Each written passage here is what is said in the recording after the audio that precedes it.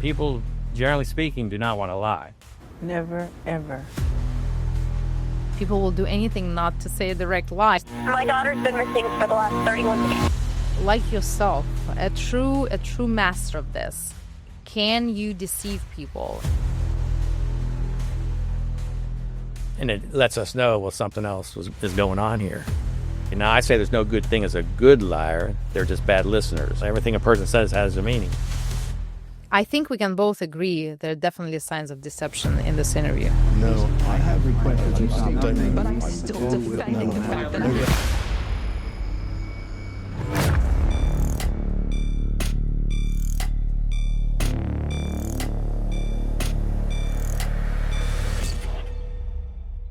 People tell the truth, even when they're lying. That's what I've learned from statement analysis.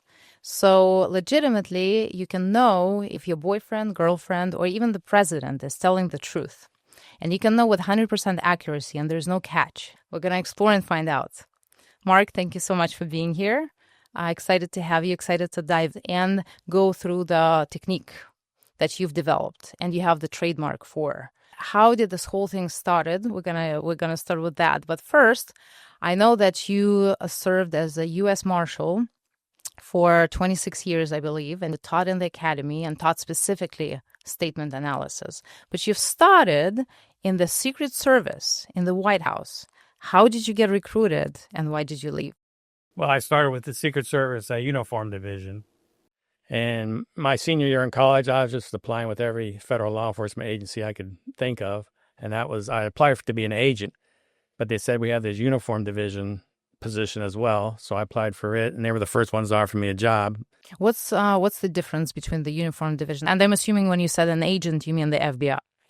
Secret Service agents. Secret Service agents, yeah. Secret Service agents protect the president, but they also investigate counterfeiting, credit card fraud. They do investigations. The uniform division has two primary missions. One is protect the White House or to protect the embassies in D.C. And when they're doing the embassies, they function basically as a police officer patrolling the areas around the embassies. And at the White House, you're protecting the grounds and traveling with the president. Whenever he speaks somewhere, the uniformed officers set up magnetometers to screen people. High-stake before police. They go in there.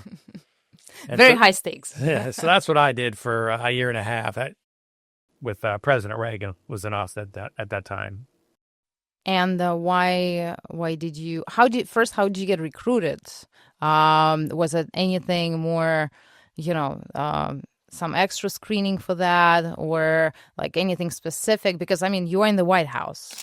This episode is fueled by Enigma Coffee, a ritual, a reminder, a first step in your daily routine towards a more realized, fulfilled, and happy life. Drink Enigma Coffee, expand, enjoy, evolve.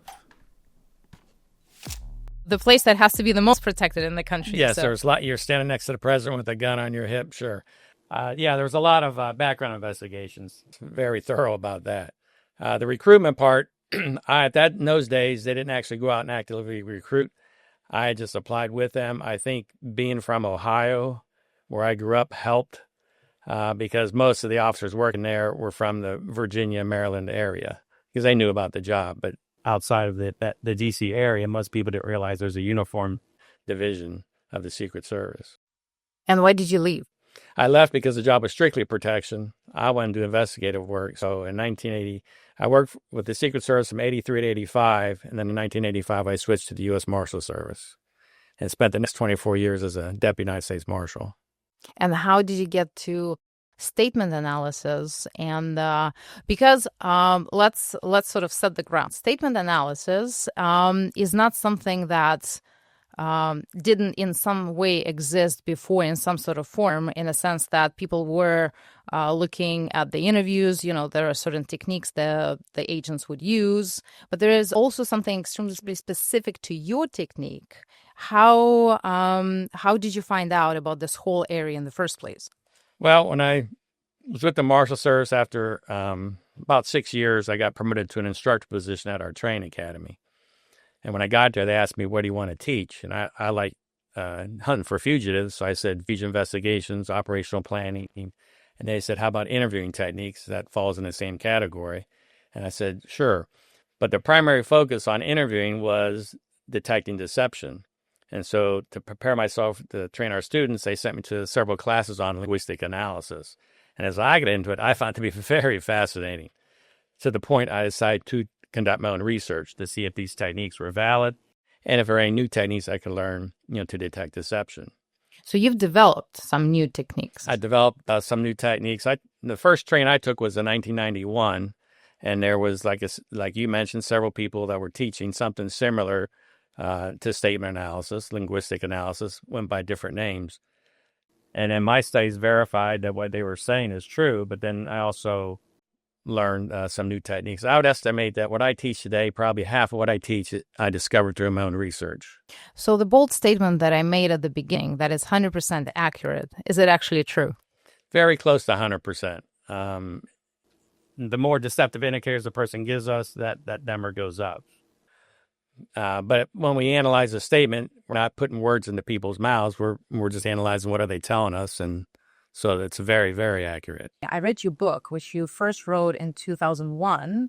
I've read it in 2025. And what I've discovered, what was fascinating to me was the fact that you say, and reading your book and kind of analyzing and sort of reflecting myself, I realized that to be true. People listen to what people tell you, because what they actually tell you is true.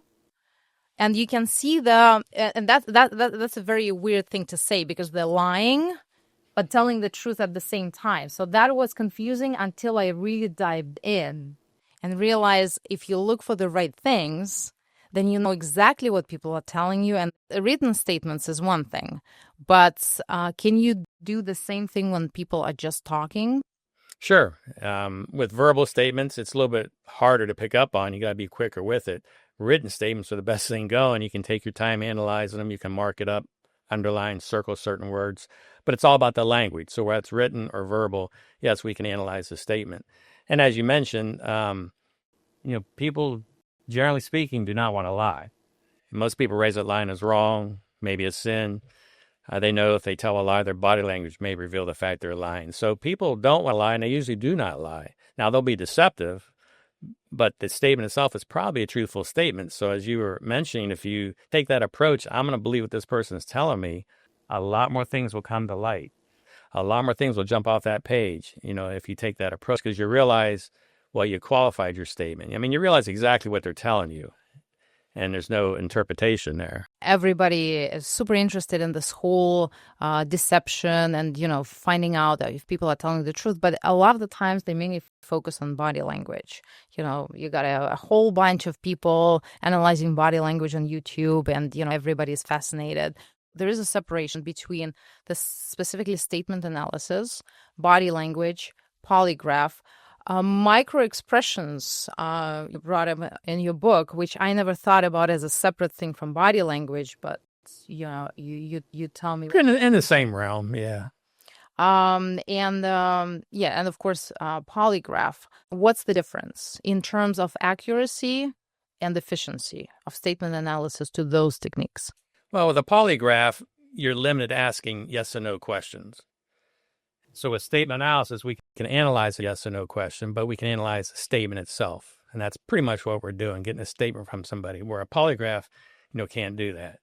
And then a polygraph are very accurate, but it depends on the machine that they're using and the person administrating the test. What do you mean depends on the machine? Make that they have a good polygraph machine that's, calibrated. Meaning that it's calibrated right. and detecting Yeah. every...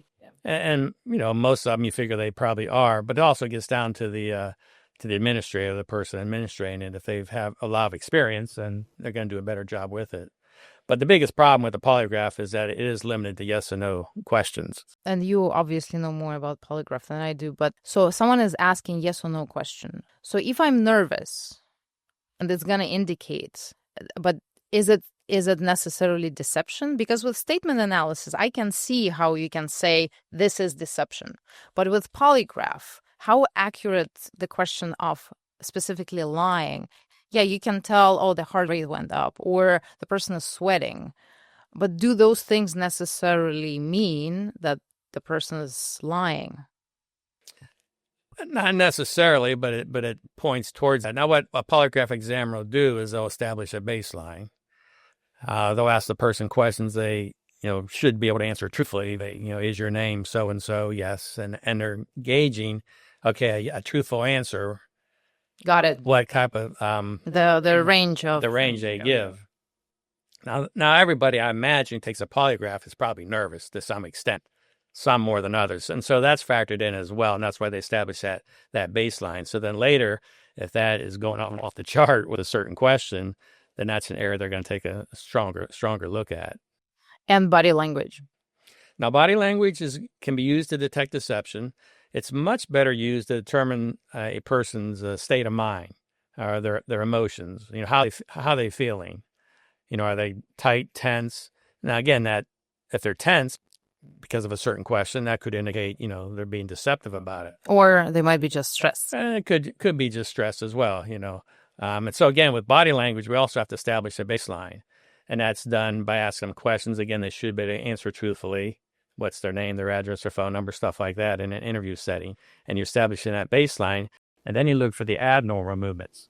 When a hand comes up and touches the chin or touches their earlobe or they comb their hair or, something like that. And so, it can be used, but it's not always as accurate, as you had mentioned. Sometimes people just have a nervous response to it, or they're going to sneeze or their nose is itching, and so they're going to scratch their nose, which a lot of people would view as myself as a sign. I'm going to ask us some questions about that. Why did they scratch their nose? But maybe it's because they were just itchy or something like that. And so it's not as accurate, but it can be used to detect deception. Now, the difference with statement analysis is that we don't establish a baseline. You don't have to, right? I say for 99% of the techniques, there's just a couple things that, is that their normal speech pattern. But for the most part, we don't establish a baseline because people mean exactly what they say. Now, every once in a while, somebody doesn't like that statement that people mean exactly what they say. I'll say, well, give me an example where somebody said something but didn't mean it. Well, they can't. And now here's what happens. People might say, I didn't mean to say that. Well, that's a truthful statement. I didn't mean for those words to come out of my mouth, but they meant what they said.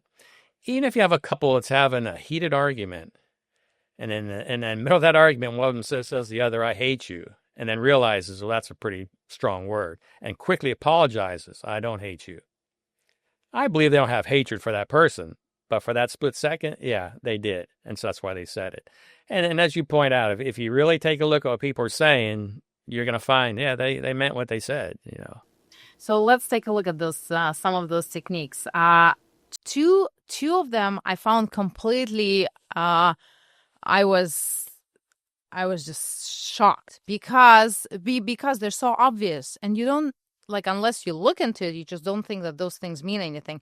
Two things are deceptive words, very specific deceptive words like truthfully, to be honest, to tell the truth. Things that any normal person would think is an indication that someone is telling the truth. They're telling me I'm being honest. You say that that's actually deceptive words. They are deceptive words, and any investigator will tell you that. We'll back that up, that when people start saying, honestly, truthfully, I swear to God, I swear on my mother's grave, there's a good chance they're being deceptive. Now, when I tell people, I say it's 50-50. Some people have a habit of using those words. Some people, especially if they're being interviewed by a police officer, may feel like this officer's not going to believe me, and so they need to put those words in their statement. So they're trying to convince, but it doesn't mean that they're not telling the truth. They're just trying to be more convincing in that. And when they appear is important, too. If they appear right off the bat, did you start that fire? And they say, I didn't start that fire. That's a good denial. Mm-hmm. But then if you challenge them, which is nothing wrong with challenging them, you go with the evidence, and you say to them something like, well, somebody saw you there. Once they sense that you don't believe them, that may then cause them to say, I swear to God, I didn't start that fire. And so they brought... And it's still 50-50 at that point, right? It's still 50-50 at that point, but they may have said it because they sense you don't believe them. Now, again, it depends on what phrases we're talking about.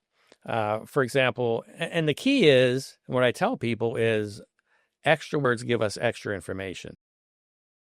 So when people say, I didn't do it, okay, it's a good statement. I believe you didn't do it. I swear to God I didn't do it. Well, you don't need to say I swear to God. So extra words what's that telling me? Maybe you have a habit of saying it. Maybe you're trying to convince me. So, or I really didn't know. So one is the word really. Like I was watching Pawn Stars. A guy brought in a powder horn. Corey Harrison offered him $1,500 for it. Then Corey told the man, I really can't go any higher than that. Well, you don't need the word really. I can't go any higher than it. That's a good definitive statement. But why Corey used the word really? Well, people add these words and phrases to bolster their statement, but oftentimes it weakens the statement. Now, I don't know if the man picked up on his language. He probably just didn't like the price. Said no, turned around, started to walk away. Corey called him back, offered him more money, and they made the transaction. So it turned out he could go higher than that. And to me, that's what the word really would indicate. Now, that hurts versus that really hurts. There's different pain tolerances. So to me, that really hurts is acceptable. That really hurts means it's more painful than that hurts. So that's why I say 50-50 with these words and phrases. Depends on how they're being used and which ones we're talking about.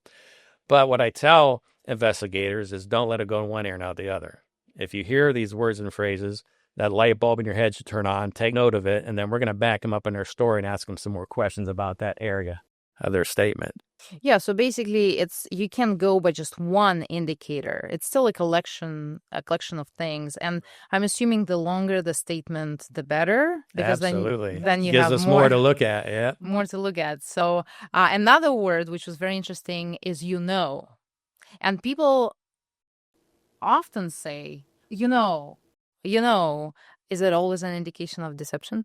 Not always. And this is one of the rare times we might have to establish a baseline. Does this person have a habit of saying the phrase And I say establish a baseline, but it's pretty obvious. If every other sentence they're saying well, then that they probably just have a habit of doing it. But sometimes when people say they want you to take for granted what they're saying is true. And the truth is, I don't know. If you tell me I'm being honest, I believe you.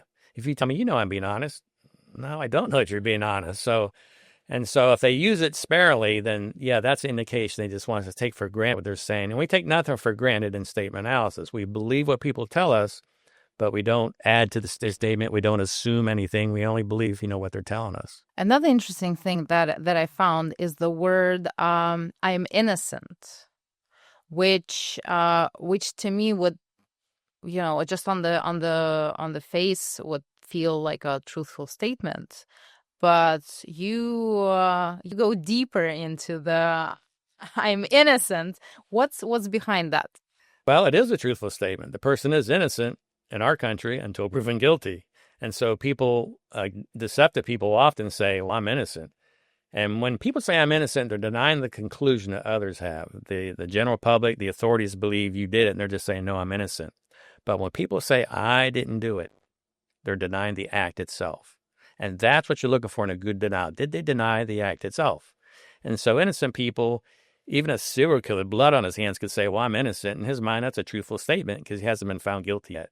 But all he's denying is the conclusion that others have. So you're looking for the act, the denial of the act. So if itself. Someone, God forbid, killed someone, you want to hear the word I did not kill. I didn't do it, or be more specific, like you just said, I didn't kill. I didn't shoot him.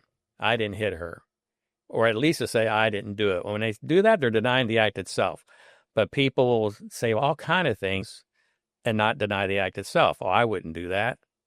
Again, I believe you normally wouldn't do that, but you haven't told me that you didn't do it. This episode is fueled by Enigma Coffee, a ritual, a reminder, a first step in your daily routine towards a more realized, fulfilled, and happy life. Drink Enigma Coffee, expand, enjoy, evolve.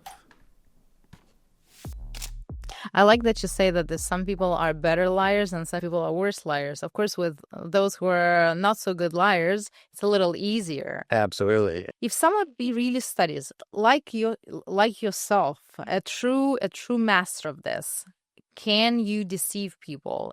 Yes. Now, when I teach my classes, I put up my objectives, but one of them is not, this class teaches you how to be a liar. But it does. You can always go that route with it. And so what happens is, as you mentioned, some people give more deceptive indicators than others. Now, I say there are people that are better at lying, obviously. Now, I say there's no good thing as a good liar. They're just bad listeners. If you listen closely, it'll be there. And that's what happens. If you take these techniques and you use them to your advantage to be a better liar, it will help you do that, but it'll still slip out. maybe not as many deceptive indicators, but people always phrase their statement based on all their knowledge, which means their statement may contain information they did not intend to share. And so even myself, if I think about, okay, I'm going to lie about this, how would I say it? I find myself giving deceptive indicators because you say it based on all your knowledge, Well, especially if you're caught in the moment, right? It's a little easier when you can prep the statement. So Sure, right. So it's easier to lie in a text than face to face, right? Meaning if someone is writing something and they have full sort of freedom of their words and can think about what they want to say. Yeah. So it's more difficult in an interview, and I mean like interrogative interview or even a public interview, as we'll look later at some interviews of some famous people. An interview setting is harder than a free statement, right? Because you never know what's going to come at you from the person interviewing you. Yeah, in an interview setting, it would be harder to conceal the truth. In a written statement, it's a little bit easier, but it'll still be there. The techniques will still work.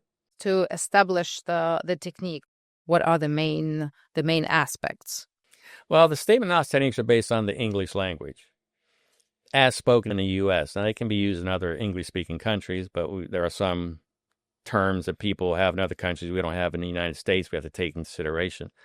But it's based on the English language, primarily word definitions and the rules of grammar.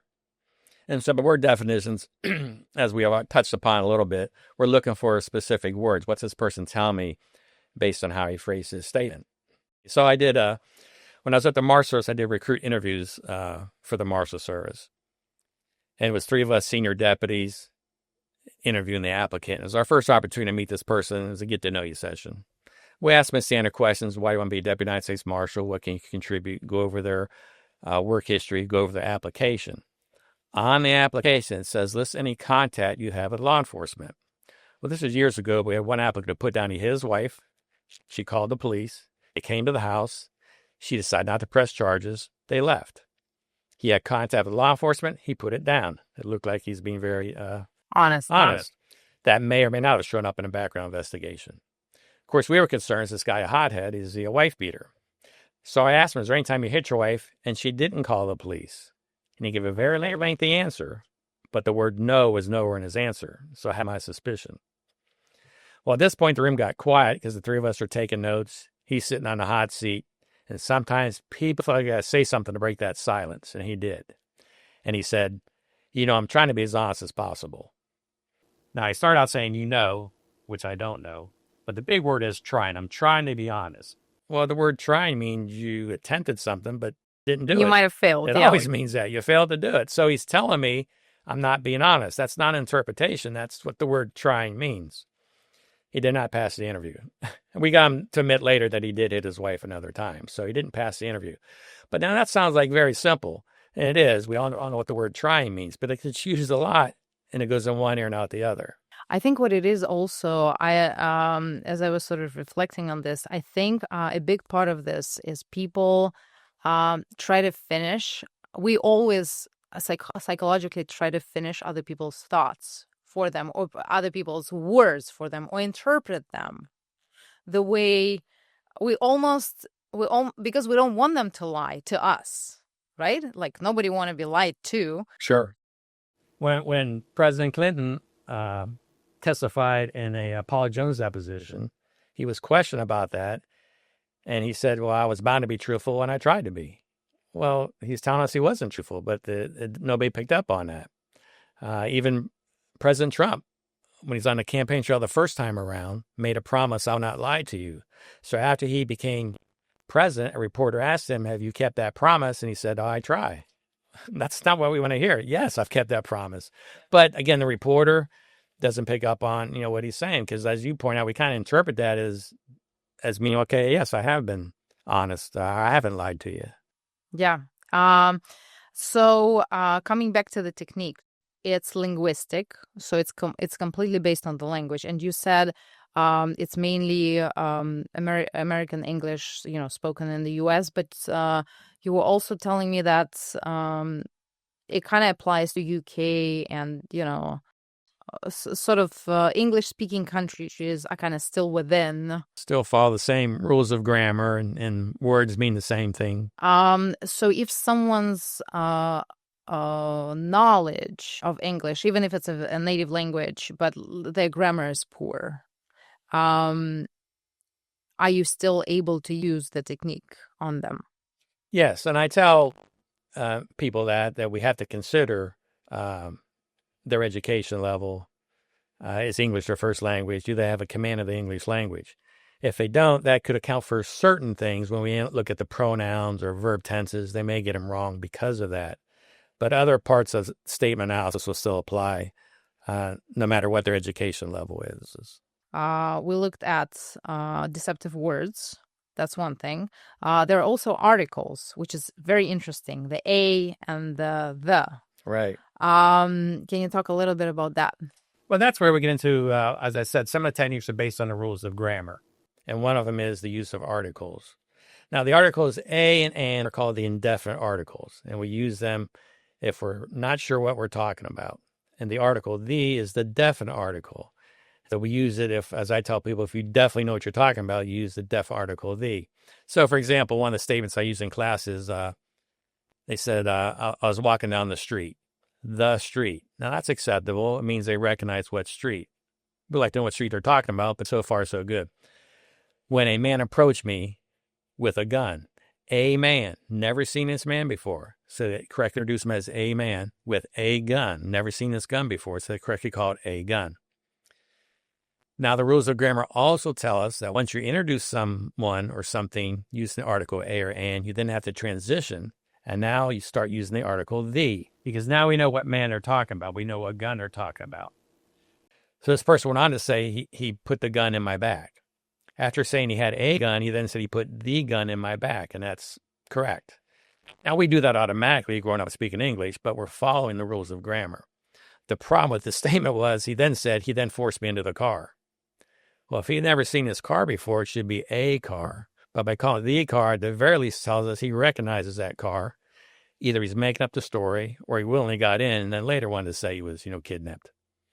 When deceptive people use the wrong article, they usually use the article the when it should be using the article a or an. Not always, but that's the more prominent version of deception. And so, we look to see what articles, they're using when they describe somebody. If it's the first time they're talking about this person and they don't know who they are, it should be a or an. And interesting thing you just brought up. You said that if they're making up the story, how do you tell? Or like we spoke a little bit about deception in the sense I didn't do this versus I did this. I'm trying to hide the fact that I did it. But what if I'm making up the story completely that did not happen? Like as you said in kidnapping cases or rape cases or whatever. What are the indicators there? Well, you're in the case I just talked about, by calling it the car, tells us either recognize it, got in willingly, or he's making up the story. So then what we need to do is ask him additional questions to find out, all right, what's going on here? But what are other ways to know that someone is making up the story that did not happen? Well, we're looking for other deceptive indicators besides just that one article.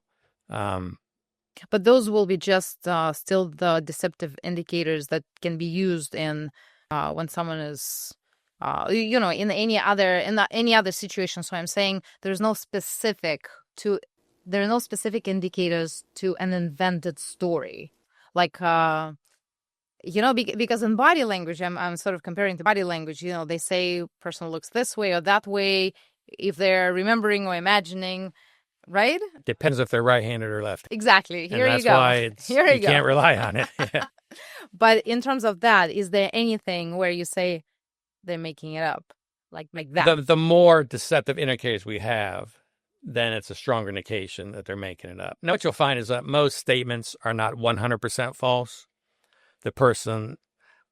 Well, as you said, people will do anything not to say a direct lie. So some kind of truth has to come up. So they'll put up. some truth in there. All right, tell me what you did today. Trying to account for their whereabouts. And they'll start out with a truthful statement. But then if there's areas they don't want to talk about, they'll skip over those. That was actually very interesting in your book, talking about times. How people, if an investigator asks you, okay, what did you do during this day. So they give you the time increments, and then the chunk is missing. And that's what you're looking for to see why they omit it, right? If they give you time references, we can use those because that commits the person to being at a certain place at a certain time, performing a certain act. And so if they said, I left my house at 1 o'clock and got there at 2 o'clock, and then I came home at 5. Well, what happened between 2 and 5? So we use that. But we also look for words and phrases that indicate a passing of time, such as afterwards, later on, the next thing I remember. Again, it means a person jumped from point A to point C, but they skipped point B. Oh, interesting. So like, we drove to the store and get some beer. Later on, we went to Ray's house. Well, that phrase later on means they did something else. That they're not telling you. Going to the store, right. And so we eventually back them up in their story to find out. One, I'd say just tell them to go on. You went to Ray's house, or you went to the store and bought some beer, go on. Have them repeat that portion of their statement. And usually they'll give you more information. If they don't, you can be more specific. Tell me what you did before you went to Ray's house. And something else you said before, you said people speak from their full knowledge, but they're not telling us the full extent, like the full information. So how do you detect that there is additional information in their statements? Well, primarily looking for those words that indicate they skipped over something in their story. Lets us know, again, it's a truthful statement, but by using these certain words and phrases, even the word after, but indicates a passing of time. After I saw the flames, I called 911. Well, we have the tendency to interpret that as immediately, because that's what we would do. We'd immediately call 911. But the word after, we don't know how much time went by. If they set the fire, maybe they watched it for 20 minutes and then called 911. Still a truthful statement. After I saw the flames, I called 911. And so that's one way we're determining, are they withholding some information.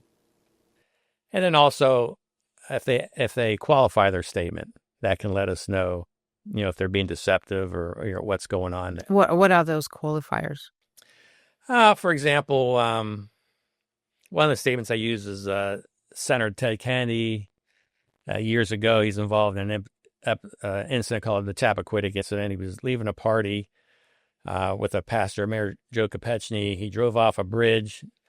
He made a raw turn, drove off a bridge. The car ended up upside down in the water. You can see all the wheels sticking up, and he was able to escape, and she wasn't. She drowned.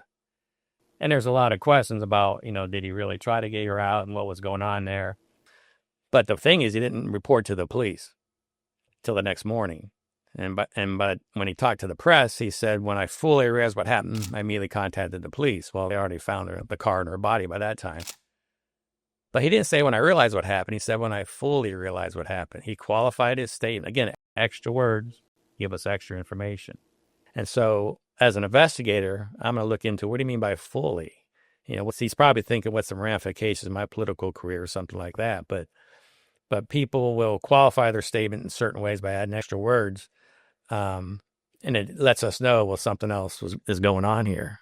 And it's also an indication that more time passed, because to fully realize something always takes more time than to just realize something, So the passing of time.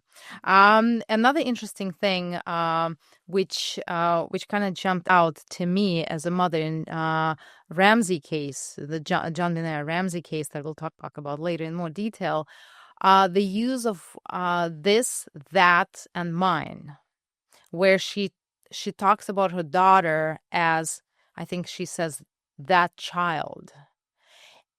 And even initially, without knowing anything about your work, sure, that thing jumped out. I was fascinated with that case and still am. And those things jumped out because, and I wasn't even a mother at the time, but now being a mother, it's hard for me to imagine speaking about my child as that child. So what are those words? Well, and that's what I tell people is sometimes ask yourself how you would phrase a statement.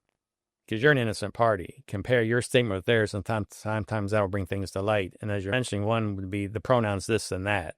Now, the pronouns this indicates, they both indicate specificity, but the pronoun this indicates closeness. This piece of paper right here, where the pronoun that indicates distance, that piece of paper over there. And so the example you gave, she's using a pronoun that, which indicates distance from her child. What we expect her to use is the pronoun my, my child. That takes possession. My is a possessive pronoun. And so, why are you creating, distance? Now, when people use the pronoun this and that, most of the time you use them correctly. The distance is appropriate. President Clinton, I did not have sex with that woman, Miss Lewinsky. Well, he's creating distance from her because he wants to, so that's what we're looking for. Like with the pronouns this and that, are they used appropriately? In the Susan Smith case, yes, who had drowned her 2 boys, but she initially said, she was carjacked, and the carjacker drove off the 2 boys. In her very first interview, she said this black man, referred to him as this, showed specificity, but also showed closeness versus a. It should be a. I've never seen this man before. A man jumped into my car. So we're looking to see, okay. And she uses this, like, if we kind of look at her statements, she uses this because in her mind, she created this guy and she's already familiar with him, right? Familiar with him, right. And that's what happens. People phrase their statement based on all their knowledge. Because in her mind's eye, she's imagining this. I'm going to introduce this man that allegedly, carjacked me, and so she uses the wrong pronoun. And then I've seen statements like when we talked about, the articles. It'll be, the man came up to me. It should be a man, not the man. But if they, like you point out, in their mind already introduced them, then to them it sounds like the wrong art. It sounds like the correct article. Yeah. Yeah, but once introduced, then of course. Right. Yeah. Yes. So if it's a lengthy interview, at some point that will change based on, if you've been talking about this man for a while. And what happens too sometimes, and I tell investigators this, is that the first officer on the scene, usually a uniformed officer, may take a statement. So the person, the victim, may introduce the subject as a man. Well, then maybe later the day or even the next day, a detective interviews him. So now when the detective interviews him, he's going to give his story again. They're going to say, all right, tell me what happened. But maybe in his mind, because the day before I already introduced him, he may say the man. That's actually a good point. And so you got to take that in consideration. If he, first recognize, okay, why'd you call him the man? But, well, if he gave a statement the day before or hours before, maybe in his mind I introduced him, and so that's why he did it. Now, most people still would say a man. They'd start all over again giving a statement, but that could be why it's there. There's another one that I think cannot be mistaken. I loved it. The present and past verb tenses. I love the example you give in the book where someone asks, have you ever smoked marijuana? And the person says, I do not smoke marijuana. My favorite. So run us through this. Yeah, again, verb tenses is part of the rules of grammar. The rules of grammar tell us that you're talking about something in the past, you're required to use past tense language. Doesn't matter if it happened 5 minutes ago or 5 years ago, it's all in the past. If it's coming from memory, then the person will describe everything in the past tense. And so when they're telling us what happened, we're looking at the verb tenses. Now, it's very easy for that to slip by. People use present tense language and we don't recognize it. But that's one thing. And sometimes we have to go back and just look at all the verbs to see, okay, are they all in the past tense? But if a person's making up a story, and this is another way we can tell, is maybe they use present tense language. I've seen statements and I use them in class. A husband said somebody came in and shot his wife. He was in the shower when he heard a gunshot, and he opens the door. His wife's on the floor. Somebody's running through the house. And so he pursues after them, but doesn't catch them. But in his statement, he says, I run down the hallway. Well, it should be I ran down the hallway. If he's recalling what happened just 20 minutes ago, I run back into the house. Should be I ran back into the house. Casey Anthony, in her statement, lots of present tense language describing, going to the nanny's house to try to pick up her daughter and stuff. Strong indication it's not coming from memory. And so the person's making up the story. Now, an example you gave, have you smoked marijuana? I don't smoke marijuana. It's a truthful statement in their mind. I don't smoke marijuana at this exact moment in time. They may have smoked a joint 5 minutes ago, but, 3 minutes ago they decided to quit. So that's a truthful statement. But what we recognize is that you gave an answer in the present tense. The answer should be, I asked you a question about your entire lifetime. Have you smoked marijuana? And it should be, no, I have not smoked marijuana. And speaking about answering questions, another interesting thing is when you talk about not answering the question, and also answering a question with a question, which again is not answering the question. So that's another indicator, right? Yes. I mean, when we get into specific questions, and generally we want to get a statement from somebody, analyze that statement, then ask specific questions about areas we think maybe they're being deceptive. And when you ask a specific question, most people give you an answer. But what you have to decide is, did they answer your specific question? And what happens is deceptive people give you an answer, but they may not answer that specific question.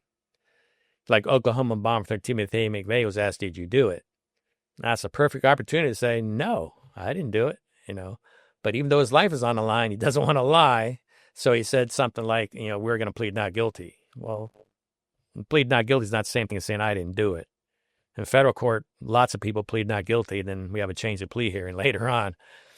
He's got a chance to tell the whole world, nope, but that would be a lie. But he didn't answer that specific question, and that happens a lot. He was asked, have you ever built a bomb? He said, I never had my hand on one. Well, I didn't ask you if you ever had your hand on one. I asked you if you ever built a bomb.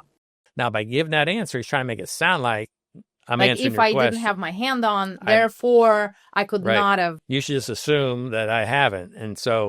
And what happens is, like, a lot of reporters will buy off on that. They'll ask a question, the person will give them an answer, but they don't answer that specific question. So you have to ask yourself, did this person answer the specific question? If they didn't, it absolutely means they're withholding information.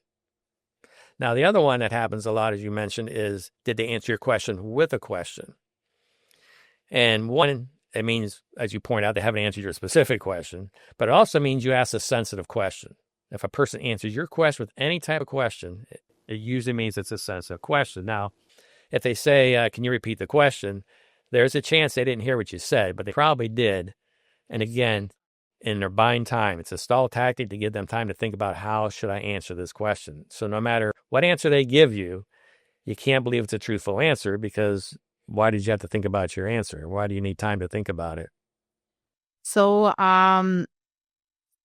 so tell me, can it be used in the court of law, this technique? A lot of the techniques can be used in legal proceedings and in the court of law. Now, I say legal proceedings. You had the Joseph McStay from San Diego, California. He and his wife and 2 kids disappeared from their San Diego home. The cars found parked near the Mexican border. Speculation, they walked into Mexico, didn't come back. Well, then several years later, their bodies were found buried in the desert outside of Los Angeles, far from their residence, but close to his business partner, Charles Chase Merritt, close to his residence. When the police interviewed Merritt, just a couple days after the McStays were reported missing, he told the police that Joseph was my best friend. Was my best friend. Not Joseph is my best friend, we got to find him, but was. He referred to them and other family members in the past tense prior to their bodies being discovered. So right off the bat, they knew he's a strong suspect. Because that, when a person refers to somebody in the past tense that's missing, they tell us they know something we don't know. They know they're deceased. That was used in their affidavit, that he referred to him in the past tense for their arrest warrant. So it can be used to issue an arrest warrant. Now, it can be used in court as well if a attorney, usually I'm thinking the prosecutor, I'm on that side, can pick up what the witness is saying. In a courtroom, it's a little bit different. I tell them, now, if you challenge that witness, they might say, well, I didn't mean to say that. And the jury might believe them. In an interview setting, yeah, we're going to challenge them. But in a courtroom, I tell them sometimes, depends on what you're talking about, you may want to save it for closing arguments. As a prosecutor, you get to go last. You point out to the jury, look, and he said, I'm trying to be truthful. What's the word try mean? And so that's where it can be used. And I've seen it used in the courtroom. We had a case where 2 guys were charged with carjacking an old guy at a Hardee's restaurant. They tried him separately. I'm not sure why, but they did. The first guy was convicted. His name was Gary. He was sent to prison. Second guy's name was Antoine. They called him Tuan for short. His turn to face the music. Well, the defense did a smart thing. They writted in Gary from prison, had him testify. And Gary got on the stand and said, yeah, I did it. Trying to get his buddy off the hook. They said, who'd you do it with? He said, I did it with a guy named Trey. And I'm sitting there thinking, that's interesting. Tuan, Trey, two names, short names begin with T. That's a lie. After that, he never lied. Well, that night in the hotel, I saw the assistant U.S. attorney. He said, hey, what'd you think of Gary's testimony? I said, he only told one lie, but you can tell he's being deceptive. He said, how so? I said, well, here's what he said. They asked him, okay, what happened? Open statement. He can say anything he wants, and people usually will not lie. He said, well, my partner and I decided we were going to carjack somebody, call him a partner. He said, we saw this old guy leaving a Hardee's restaurant, walking to his car. We ran up to him. He said, I jumped in the front. The guy with me jumped in the back. Not my partner, but the guy. Now he called him the guy. He said, I drove around. The individual in the back told me where to drive. Call him an individual. Now, there are no synonyms in statement analysis. Every word means something different. It may refer to the same person, partner, guy, individual, but it doesn't mean the exact same thing. Truthful people will be consistent in their language. They'll use the same word to describe it unless there's a justification for the change in language. For example, most people refer to their automobile as a car. You have a nice car. But once that car is in an accident, becomes damaged, sometimes they'll call it a vehicle because vehicle is less personal than the word car. So that's a justification for the change in language. The word car means it's operable. The word vehicle means it's disabled or it's damaged. So that's what we're looking for, a change in language. Is there a justification for it? Well, when you call them partner, guy, individual, I don't see a justification for three changes in language. It's a truthful statement still. The guy in the back told him where to drive, or the individual.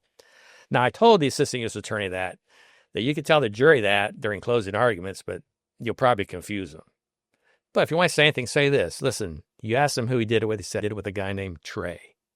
After that, you never heard the name Trey again. It was the partner, the guy, the individual. Why not say Trey told me where to drive? Trey jumped in the back seat.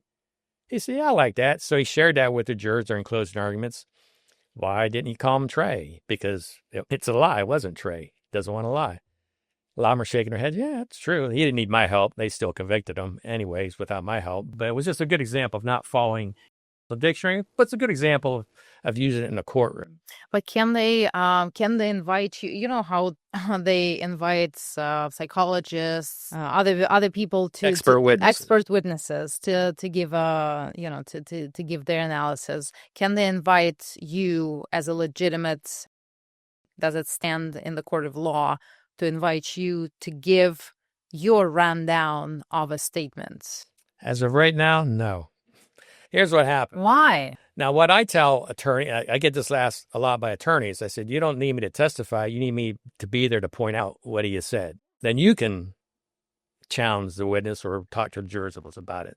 Or even a statement that was given prior during the investigation. Right. Yeah, you need me to point it out. Now, there was a case where an officer was accused of molesting a person. And they had me look at the victim's statement. And she used the pronoun we. We drove down the road, and then he sexually assaulted her. Like he pulled her over and told her to go down this road. And I said, now people know the pronoun we indicates plurality. More than one person was involved. But what people don't realize is that the pronoun we indicates a partnership. That two people agreed to do something together.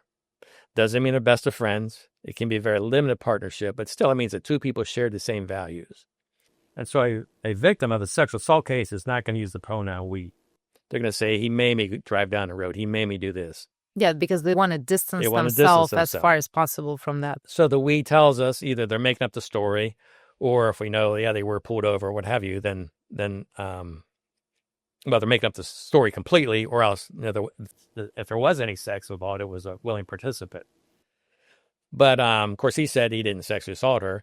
And so I shared that with the attorneys that were representing him. And so they wanted me to testify to that.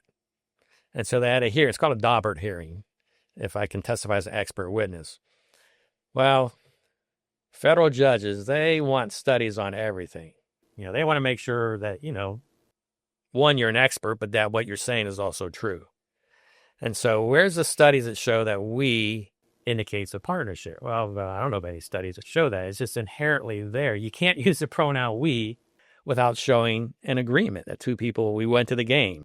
So that's a catch. And so there's a catch there. Yeah. They want the studies, but what are you going to study if you conduct those studies, right? And he wrestled with it and he even told us that, but now what I told him is bring in an English teacher, a professor, who's got the credentials to talk about the English language, and ask him, what does the pronoun we mean? And inherently does mean that there was an agreement, a partnership between two people. So, but they still had enough evidence that he was found not guilty, the officer. But yeah, based on that, I've heard people say that somebody testified, but I don't know exactly what it was to, even if that was true. Like I said, it can be used in a courtroom, point certain things out, but I've never seen anybody testify as an expert witness. You don't need me to testify that the word tried means the person didn't do it.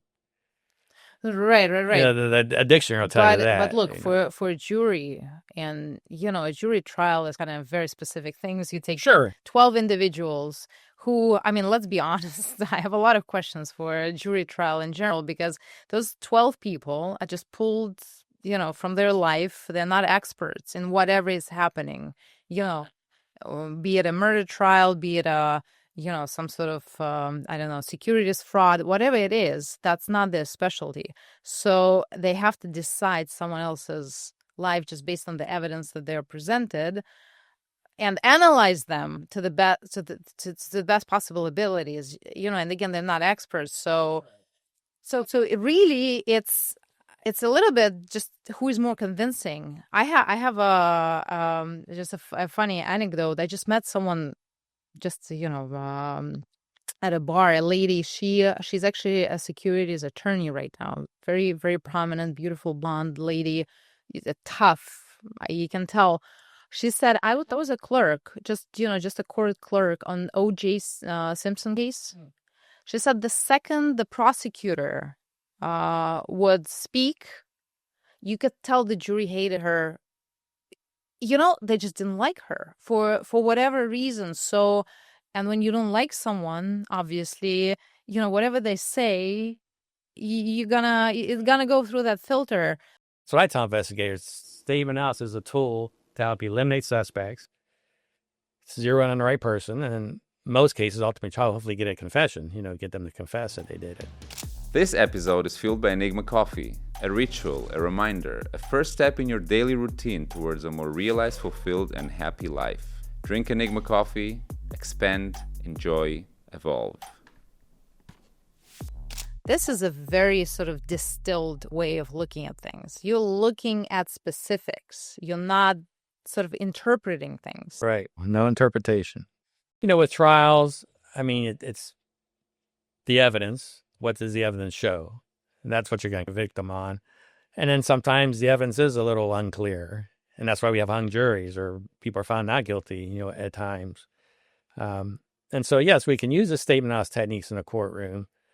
If we listen to what, people are saying. I mean, we had, when I worked in Greenville, North Carolina, that's where I retired from, we had a case in which a police officer was accused of planting 2 pipe bombs. And he was charged with that he planned them and pretended to find them for the publicity. But he was charged with planting those 2 pipe bombs, and he, unlike most defendants, testified his own defense. Or under cross-examination, he unknowingly admitted to planting these 2 pipe bombs.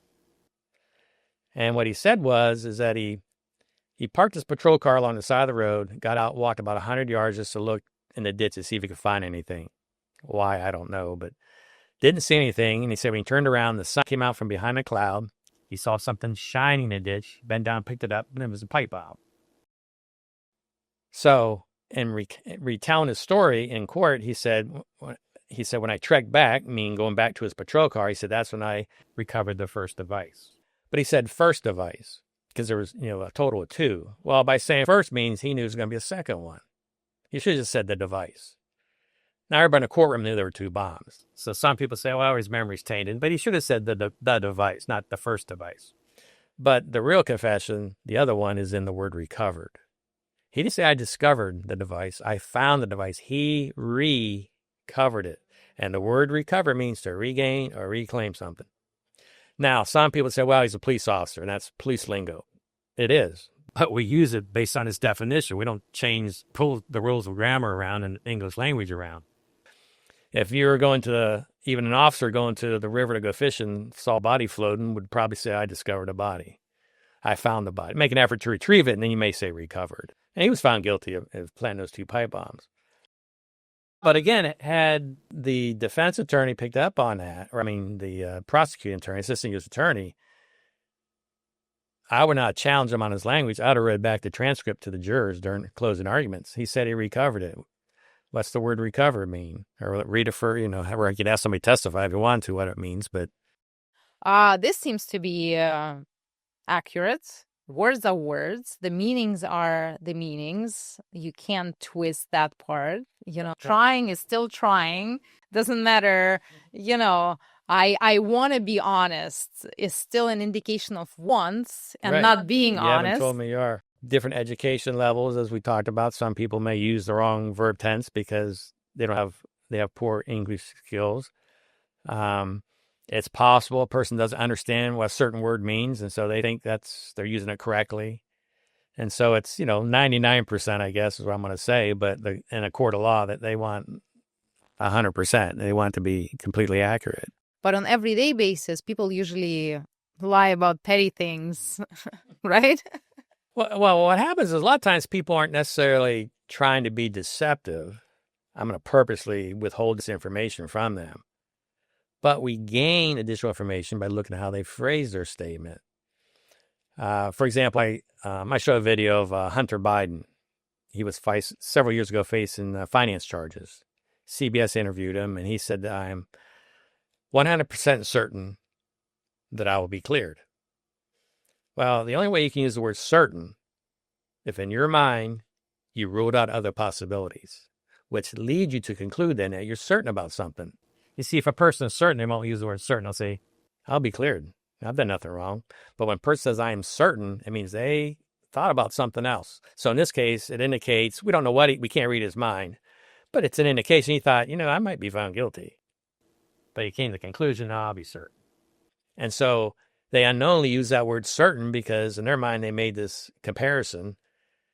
They're not necessarily, that's not necessarily deceptive information they're withholding. That, I thought maybe I might be found guilty.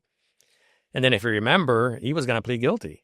And then the judge wouldn't accept the guilty plea, and then eventually his father pardoned him, But so it's words like that people don't realize what that word means. The word certain indicates a person consider other possibilities. It also seems that when people are telling the truth, they usually use less words, and those words are very simple. And when people are lying, being deceptive, or trying to withhold information, there'll be more words and more sort of, decor around the actual message. Generally speaking, that's true. Yeah, that's usually what happens. What would be your couple of quick tips for people in everyday life? What can they use that can be effective and useful on just everyday basis? Well, we talked about it. Extra words give us extra information. So if there are words you can remove from that sentence and the sentence is still grammatically correct, again, those extra words give you extra information. So I just recently got an email from somebody, I didn't know who this person was, and it started out saying, I'm just checking to see how you're doing. Just. You don't need the word just. I'm checking to see how you're doing. And then a friend of mine, that's probably what they would write. This person used the word just. Now, several ways you can use it, but most of the time you hear the word just, the person is minimizing things. And that's what they're doing here. The only reason I'm checking on you is to see how you're doing. Well, in reality, I'm trying to sell you something. That's exactly what happened. I knew it. I get those emails myself. But as soon as I read the first sentence, I was like, nah, But I read it. Yeah, they weren't checking on my welfare. They wanted to sell me something. People's words will betray them and say that. So whoever wrote that email, they shouldn't use the word just. But just in everyday life, you're looking for, okay, why did they add this extra word in there? Most people, I think, can sense somehow on some sort of level that people are being deceptive, but because they can't explain it, they dismiss it. Yeah, in class, I show two statements. The first one is, I went Christmas shopping with my wife. And the second statement is, my wife and I went Christmas shopping. And I said, now, these two statements don't mean the same thing. One, he's a willing participant. One, he got dragged along on that shopping spree. Now, as a group, and again, 90% of my audience is law enforcement, I've shown that statement over 500, 800 times probably. They get it right every single time. I say, which one indicates he got dragged along? They said, the first one. I went Christmas shopping with my wife. And I said, you're correct. And go with your gut instinct. That's what your gut instinct says. But with statement analysis, it shows you how your gut instinct is correct. It's all because of the word with. The word with in any sentence means distance. You see something before the word, you see something after the word. The word with separates them. I went Christian with my wife. Far away as you can get from each other in that statement. Versus the second version was my wife and I. And's a connective word, joins them together. They're right next to each other. He's a willing participant. And so that's what it does. Again, go with your gut instinct. That's what I tell people, go with your gut instinct. But a lot of times the statement analysis will show you how your gut instinct, is correct. Psychopaths. Those people supposedly are exceptional liars. I don't know about exceptional. Well, what happens there is usually sometimes their lies are so unbelievable that they kind of stand out. Like, really? They're just really exaggerating what had happened, or they tell so many of them that, that's a tip off that I don't think this person's being truthful. But if they believe... But you saying that they're not going to escape statement analysis. No, they'll still, if they believe what happened to them, they make up a story. If they really believe this happened, then they will be able to tell us what happened, phrase their statements a little bit better than other people in some cases. But the signs will still be there. Because again, people still phrase their statement based on all their knowledge, even though they still believe it. In some cases they know it's not true, but it'll still be there. They may not give as many deceptive indicators, but again, what usually happens is sometimes it's just hard to believe they're telling us anyways. It's a very big lie. Nobody really, what you're saying, can have such a full control of their words, even if they know this technique so well that nothing will slip out. So something will, especially the longer the statement they give. Now, if they're smart, like you had mentioned earlier, they give a very short statement. Just answer the question, don't elaborate, then that makes it a little bit harder. But as I mentioned, I don't think there's no such thing as a good liar. There's just, bad listeners. So when you and that I know, and I'm sure that you watch a lot of news interviews, hear a lot of people. Does it frustrate you? Do you get upset when people get away with so many lies, especially if they're prominent people in position of power and they're supposedly working for the public? I get frustrated when the reporter doesn't pick up on a deception. It's like, you ask the question, listen to their answer.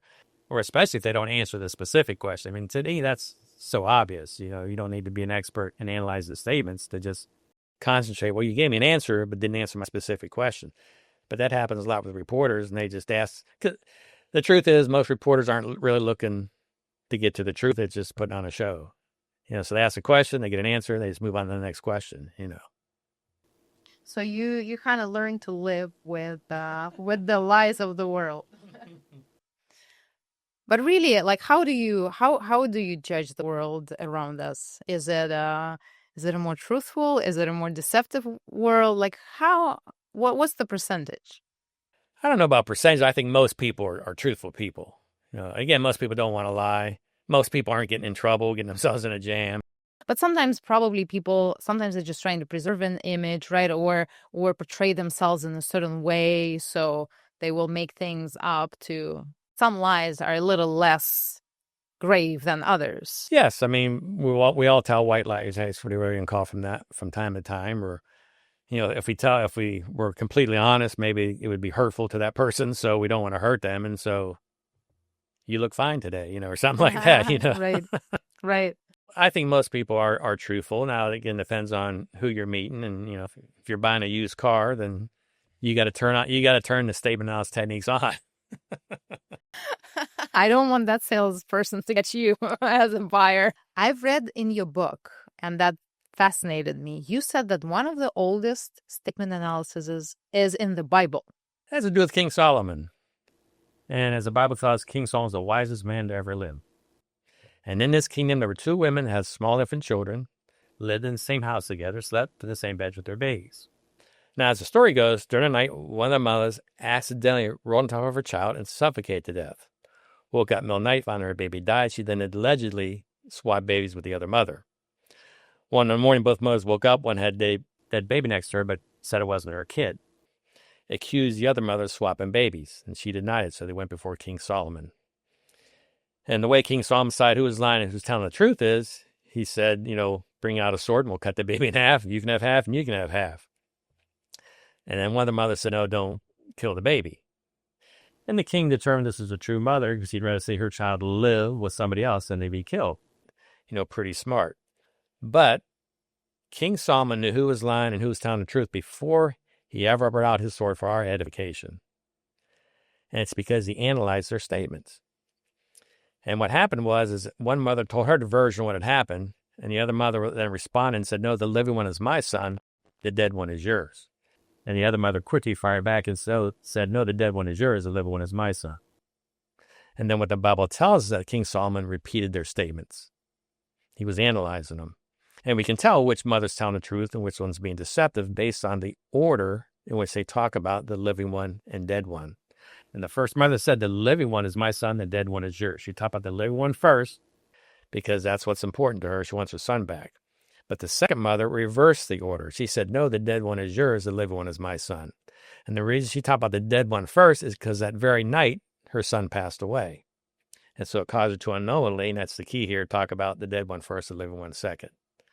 Now, if you look it up, 1 Kings 3:22, I think it is, it's a little unclear. He says, give it to the first mother.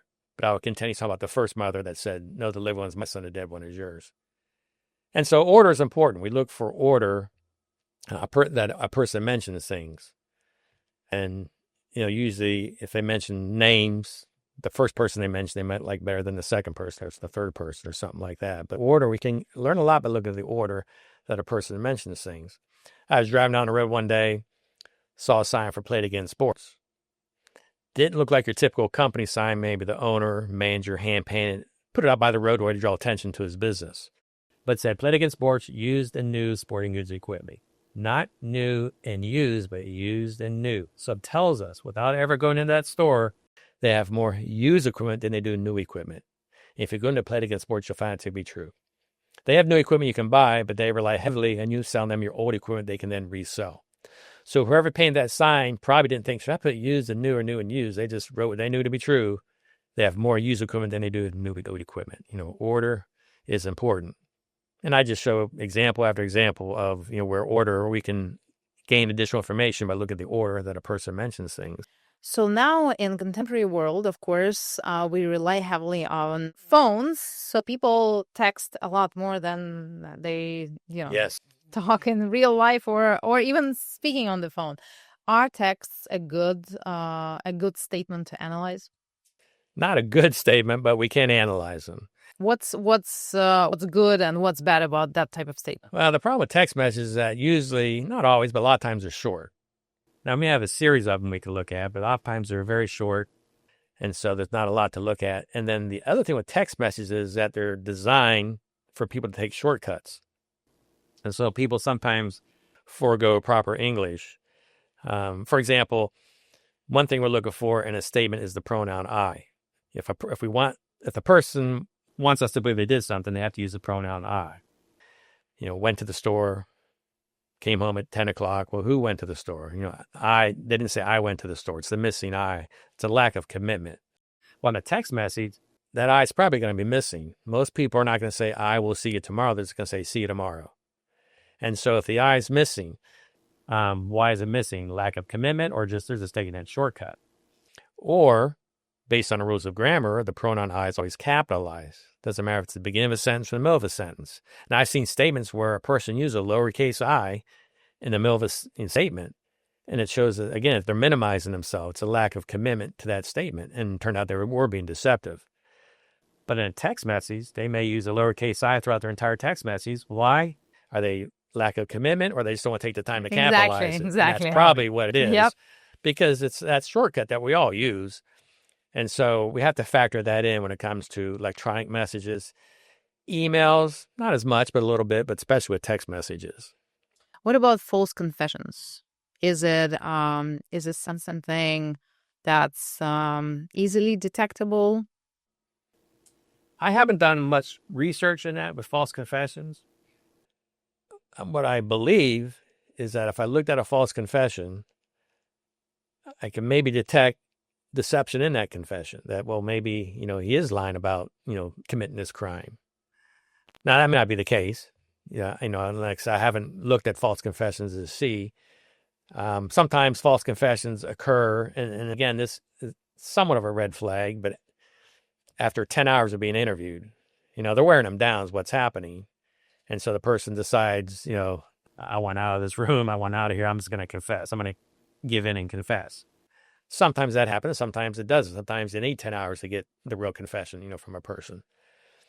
But it would be an interesting study. I would like to take a look at if I could get a hold of confessions that were known to be false.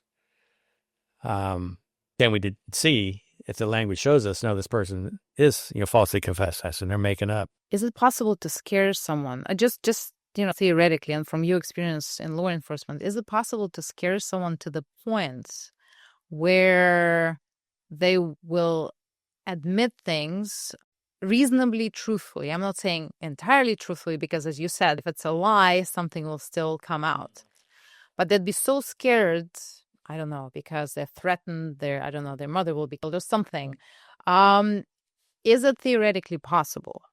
It's theoretically possible, yes. Especially, I think the younger a person is, the more vulnerable they are to certain threats. And so they may, cave in or admit to something that, they didn't do. I have a statement for you. I think you probably have seen it. So I wanted it to be blind, but sure, even hiding the names, you might just recognize the statement. But I still want you to look at it and tell me what you think. Okay. Both these pages here? Yeah.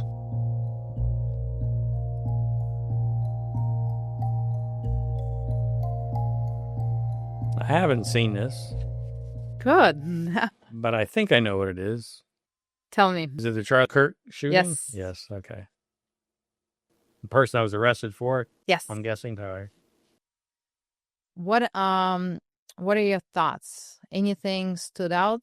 People, it broke internet, this text message exchange when it was released. I don't see very many deceptive indicators. I mean, to me, he is being truthful in what he's saying here, is how I read this. People say that he didn't write it. That's one of the things that people discuss a lot, that a 23-year-old will never use the word vehicle for his car. He says, but there's one vehicle lingering. Well, law enforcement likes the term vehicle. Yeah. That's usually, and he says it again. I wish I'd circle back and grabbed it as soon as I got to my vehicle. And he does call it, I think, a squad car maybe one time. I mean, he did have, most of the time he refers to it as a rifle that he used. And then he says, judging from today, I say Grandpa's gun does just fine. So now he calls it a gun. And again, rifle and gun do not mean the exact same thing. May refer to the same firearm, but there's a reason why the language changed, either because they make up the story or there's a justification for the change in language. And I'm not quite sure. What we're looking for is an obvious justification. If we can't find one, we just lean towards deception. Doesn't mean, okay, you're lying to me, but because sometimes there's a justification and we just can't see what it is. But that's one of the things that stood out to me that indicates, possible deception. Now, whether or not the person they arrested wrote this, I can't tell just by analyzing the language. I'm just looking, is this person being truthful or deceptive? So again, to see if he wrote it, we would be looking at other things he wrote, his writing style, establishing that baseline. Does he use the word vehicle? Lingering. Is a specific word, right? I mean, I've had cases where the note was allegedly written by a 12-year-old that was kidnapped and was left for, someone to find and turn over to the police. They faxed it to me. One of my opinion is it written by a 12-year-old girl, and based on some of the language they used, I said, no, it was written by an adult. I think it's a hoax. That's what they were wondering, is a hoax or an actual kidnapping. And so Here, you're still talking about, that was a little bit easier because it's a child versus an adult. But here, you're talking probably Young if, adult if somebody versus a else professional. somebody else wrote it. They're still both adults like that. Yeah. Who is supposedly they texting to? His roommate slash his romantic partner. Oh, that's right. Yeah, he had. Has the partner confirmed the text message, or? That's another interesting thing, because the partner, I think I've just read in the news, the partner disappeared. In Utah, neighbors say the transgender live-in partner of accused shooter Tyler Robinson has fled their shared townhouse. Lance Twiggs had been cooperating with investigators in the days after the September 10th shooting, but now she hasn't been seen for several days. I don't like when people disappear. That's just, especially like key witnesses and things like that. There's that. So we don't know. And this Tyler Robinson, I saw a tiny little clip of him in the interrogation room, and that's actually partly why I asked you the question of coercion, because he's just kind of not there. But I don't mean it in any sort of mental kind of way, but he's just so distant. It's hard to explain. Like, he's just not there. I haven't kept up with that case. Did he confess, or is he still pleading not guilty? Yes, I think. Well, I think allegedly he confessed to his father. Turned him in. I think he turned him in. Yeah, that's. But no confession to the police, or.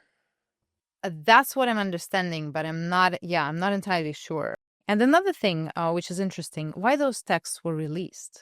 I mean, you've worked in law enforcement for 26 years. I've never seen, but I'm sure there are cases where they release this information. But this is such a high-profile case. Why would they release any evidence?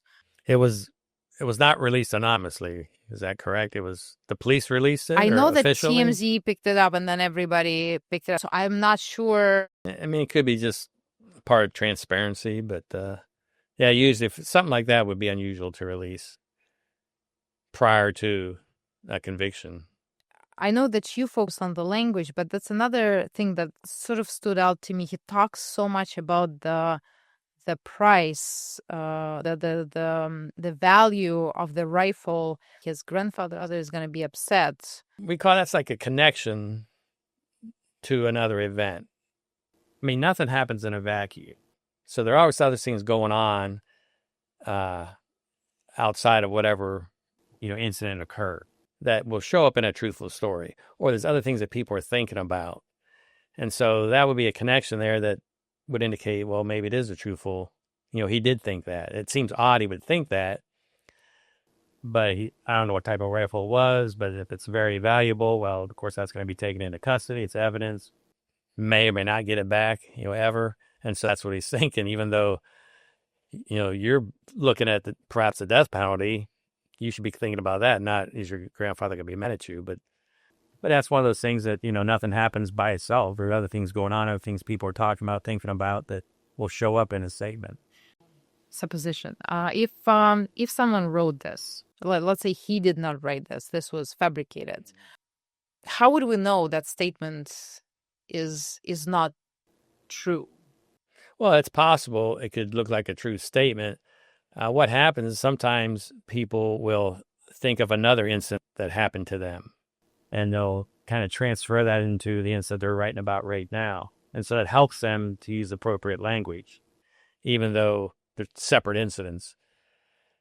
In this case, like talking about his grandfather's gun. Now, if somebody's making a story up, would they really think that put that in there? See, they're more simplistic in that I'm only just going to, think what needs to be in there. Again, to me, that points more towards he wrote it, the truthfulness of it.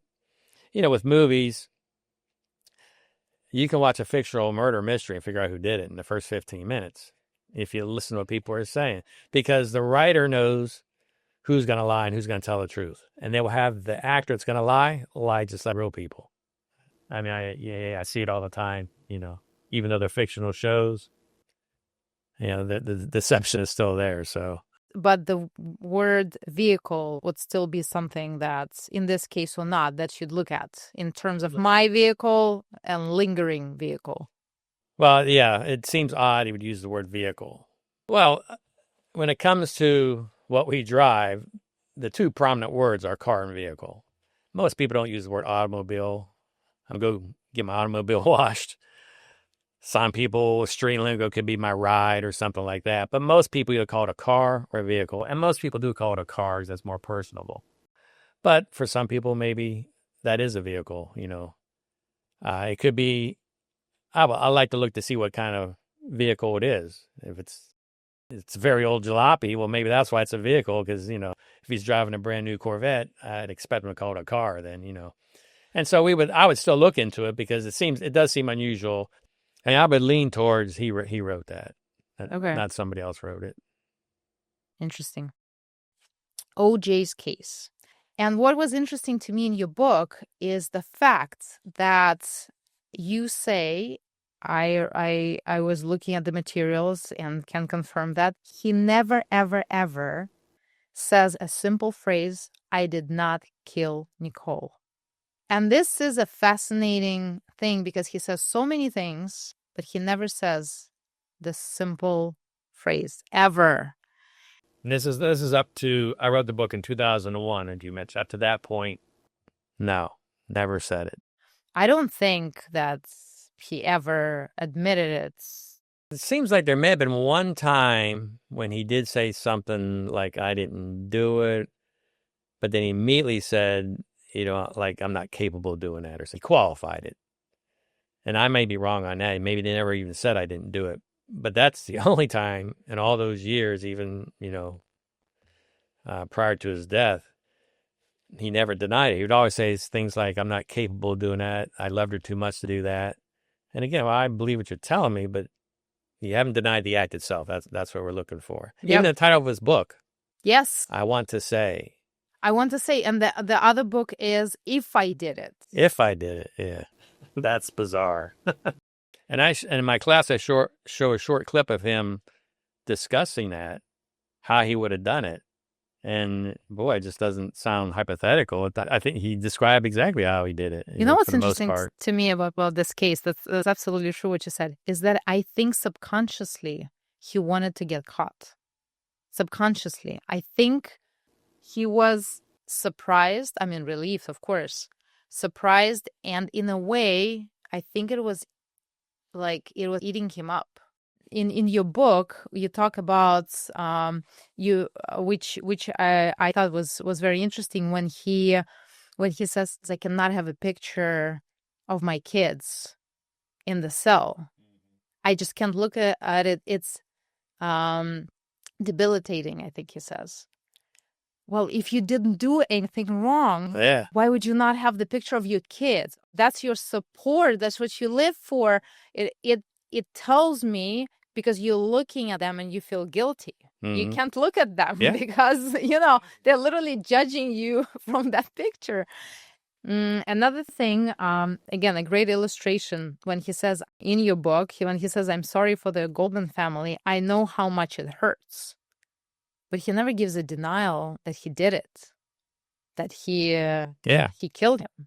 No, he never denies it. His book was called, this first book, I Want to Tell You, you know, and he said he wrote that for financial reasons and to raise money, but I would write it because to let people know I didn't do it. But the title, I Want to Tell You. I want to tell you, yes. So Simpson says, I want to state unequivocally that I did not commit these horrible crimes. I love Nicole. I could never do such a thing. I don't think I even know anyone who is capable of doing such things. I can't think of anyone I've ever known who could do something this terrible. I have tried all of my life to be a good citizen. What is it? Well, again, he starts out with the good denial. What was read back the first I part. want to state unequivocally that I did not commit this horrible crime. But then he kind of qualifies it by saying, because I love Nicole. You know, that's why I wouldn't do it. He says, I could never do such a thing. And he used the word never. The word never in a denial is a slightly weaker denial than to say, I didn't do it. And plus could, right? That style. And he adds the word could in there. Even talking about, I don't know anybody that could do something like this is kind of bizarre, you know. Why would you? Yeah, right? why would you? Because there are plenty of people in this world who are capable, right? Even if you don't know them personally, but you know, you've heard of them. But why put that in your denial? Well, it's there to try to convince us that, you know, he didn't do it. He's trying to create as much distance, you know, from those murders as he can. So he hasn't always been a good citizen. Now, that is unusual because I would say I've always been a good citizen. Now, I've always done everything right? No. Have I done things I shouldn't have done? Yes, you know. But not against the law. But not against the law. And that's how which usually what it means, right? The citizenship, right? And so it's very unusual to say that he sounds, I haven't always been a good citizen. Well, that, you know, what do you mean by that? You know, because I haven't always been a good person. Okay, we can somewhat understand that, but not a citizen. And it's more like you're mentioning the legality of it. I had nothing to do with his death. He talks about Ronald Goldman. What does that tell us? Well, again, when people say I had nothing to do with, that's not the same thing as saying I didn't do it or I didn't kill him. It's easier for a deceptive person to say I had nothing to do with than to say I didn't do it. Now, as I mentioned, people usually will not lie. And I believe that is a lie because I think he did kill Ron Goldman. So he's lying here. So if they do decide to lie, they'll soften the lie by saying I had nothing to do with or I couldn't have done or something like that. Because it's hard for him to say I didn't do it. That's a flat out lie in my mind. And so, yeah, the deception is there by saying, you know, I had nothing to do with. OJ's case that, you know, we can look at, and you in your book there are plenty. The biggest one is his note that he wrote, the letter he wrote and left at his residence that his friend Robert Kardashian read on national television. I had nothing to do with Nicole's murder. It was around the time of the slow-speed Bronco chase. So everybody viewed it as a suicide note. He was suicidal in the Bronco, but not when he wrote the letter. It was a goodbye letter. But he started off, you know, writing it to whom it may concern. First, everyone understand it had nothing to do with Nicole's murder. That's how Robert Kardashian read it on national television. It's not what OJ wrote. OJ crossed out the words I had. I mean, it's just, they're gone. But Kardashian inserted them in there. Well, why is that? No, we can't ask him because he's deceased. But if you ask people, they'd say, well, and that's how it's always printed in magazines too, as well. And people would say, well, that's what OJ meant. OJ meant exactly what he wrote. Nobody's asking him questions. This is an open statement. He can write anything he wants. And what he wrote was, first, everyone understand, nothing to do with Nicole's murder. He took himself out of that denial. It's the missing I we talked about. He couldn't say, I had nothing to do with Nicole's murder. I mean, that's as blatant as it gets. And another interesting thing you just brought up is that if we see something in the press, we cannot exactly be sure that that's exactly the words right that were there. And of course, we cannot, if someone crossed something out, you can see it if you see the statement handwritten, and that will raise a red flag for you. But if it's printed, of course, they're going to admit it, and we're never going to find out. But I'll read a transcript, you know, on the internet. Then I'll find the video, and I'll listen to the video and watch the transcript, and the transcript will not be accurate. They'll omit certain things. A lot of times, like a person may use an interjection like or ah, and they won't put that in the transcript. Well, those can be important. It's a stall tactic to think about what should I say. Even though it's just a second or two, it gives them time to, you know, hesitate and think.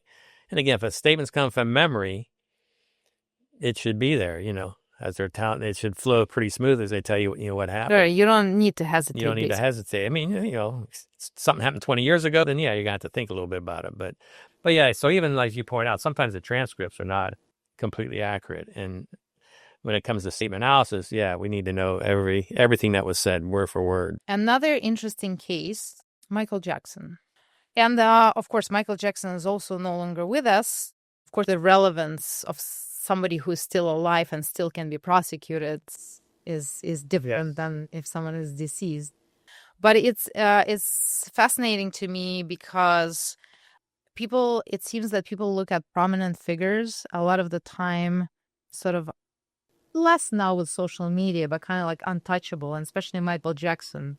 He became famous when there was no social media. So he was that era when you're kind of God if you are a movie star or if you are a music star. And people treat you differently even if you do things allegedly they do. you're not supposed to. So that's an interesting case for that reason. So Dan Sawyer asked him a question about sexual contact with a child. Did you ever, as this young boy said you did you ever sexually engage, fondle, have sexual contact with this child or any other child? Never, ever. I could never harm a child or anyone. Never, ever. What does it tell us? Well, again, as I mentioned, when the word never is used in a denial, it's a slightly weaker denial than to simply say, I didn't molest those boys. I didn't do it. He adds the word ever. I mean, never means not ever.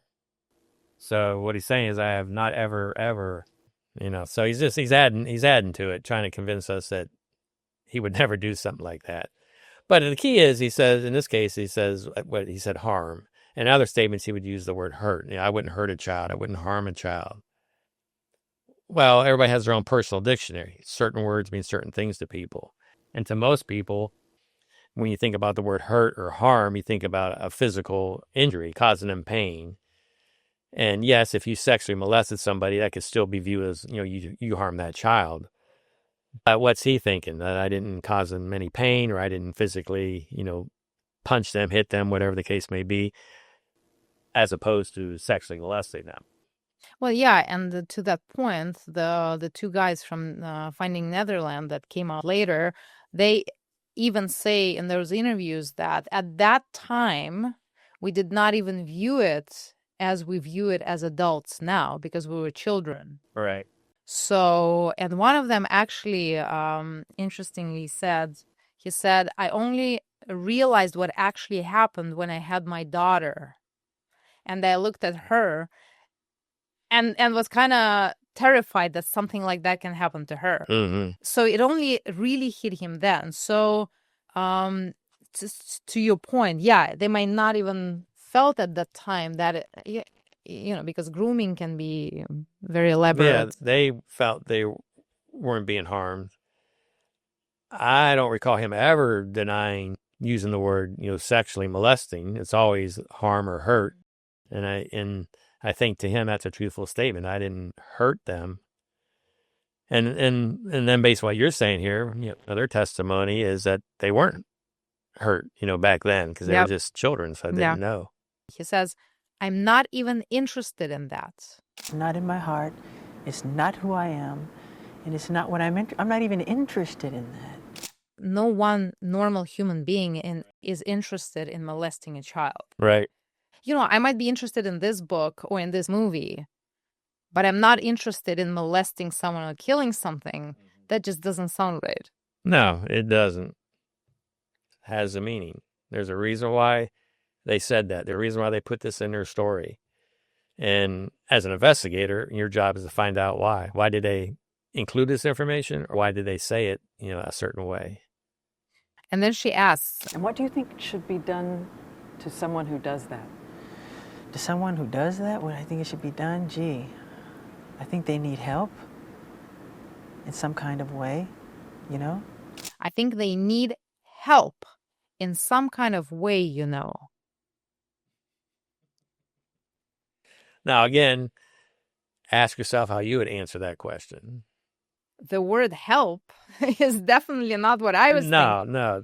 They need to be put in jail. They need to be put in jail. They need to be punished.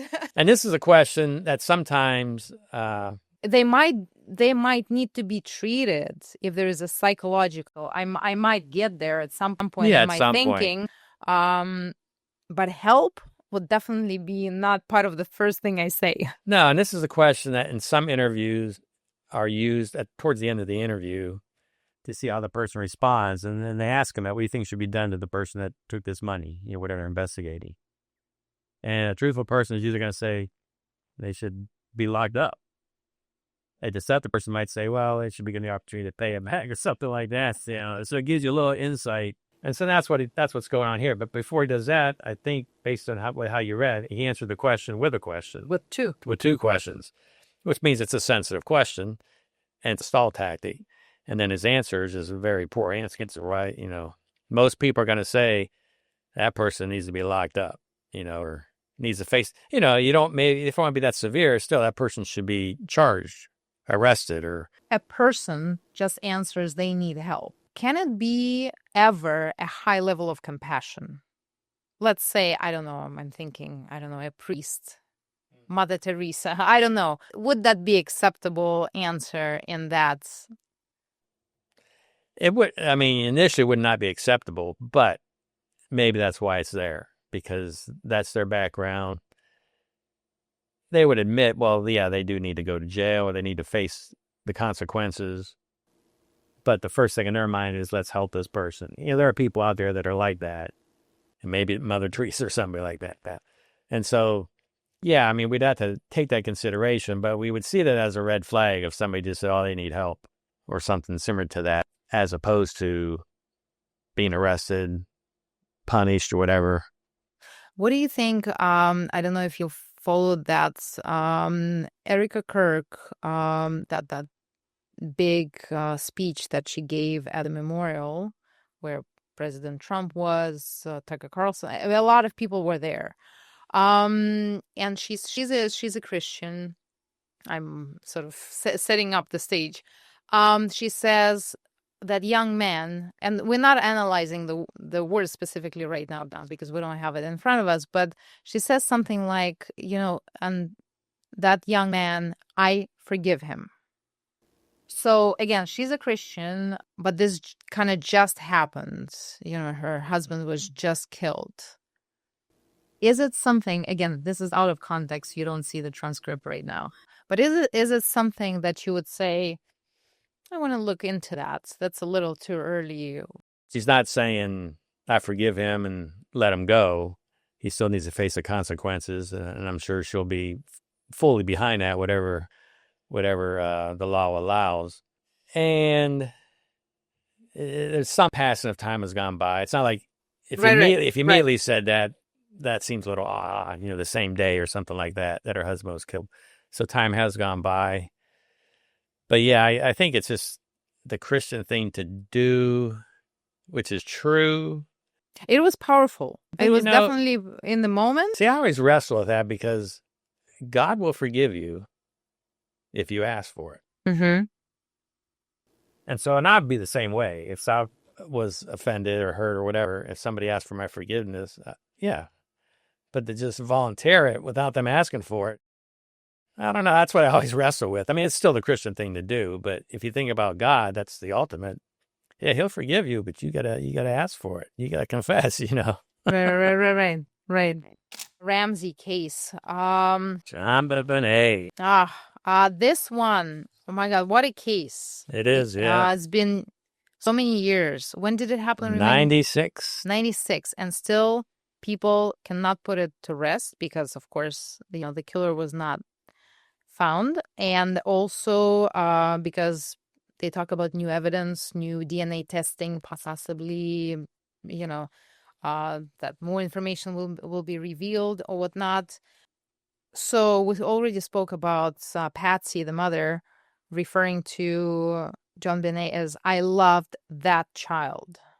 Yes. When would it be an appropriate thing to say? It seems a little strange to me to hear that, but I'm trying to find a situation where you would say, no, that's legitimate. I can't think of an example where it would be legitimate to refer to your own child that way. Somebody else's child. Would it be legitimate to say this child in any situation referring to your own? Well, this, yes, because this indicates closeness. My child indicates even more closeness, and that's absolutely the best way to phrase it. If you're referring to your own child, yeah. Why would a mother, and you also brought up the Casey Anthony, why would a mother ever refer to her child as that child? Well, it tells us she's creating distance. So why is a mother creating distance from her child? That's what we want to know. As an investigator, I'm trying to find out, why did you call her that child? Everything a person says has a meaning.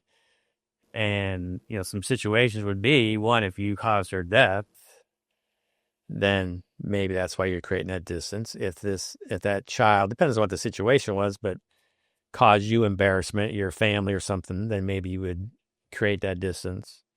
But it seems unacceptable, at this point.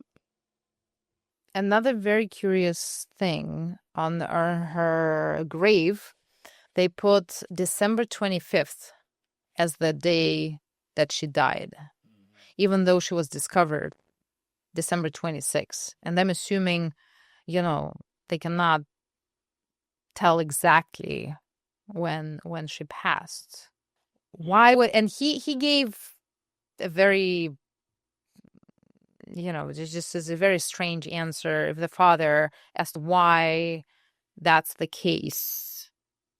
I think he was just saying Christmas. They're going to put a Christmas on there. Not that sounds better. That's the wrong word to use, I guess. But they were out that night, Christmas evening, came home, put her to bed. So it's still the 25th.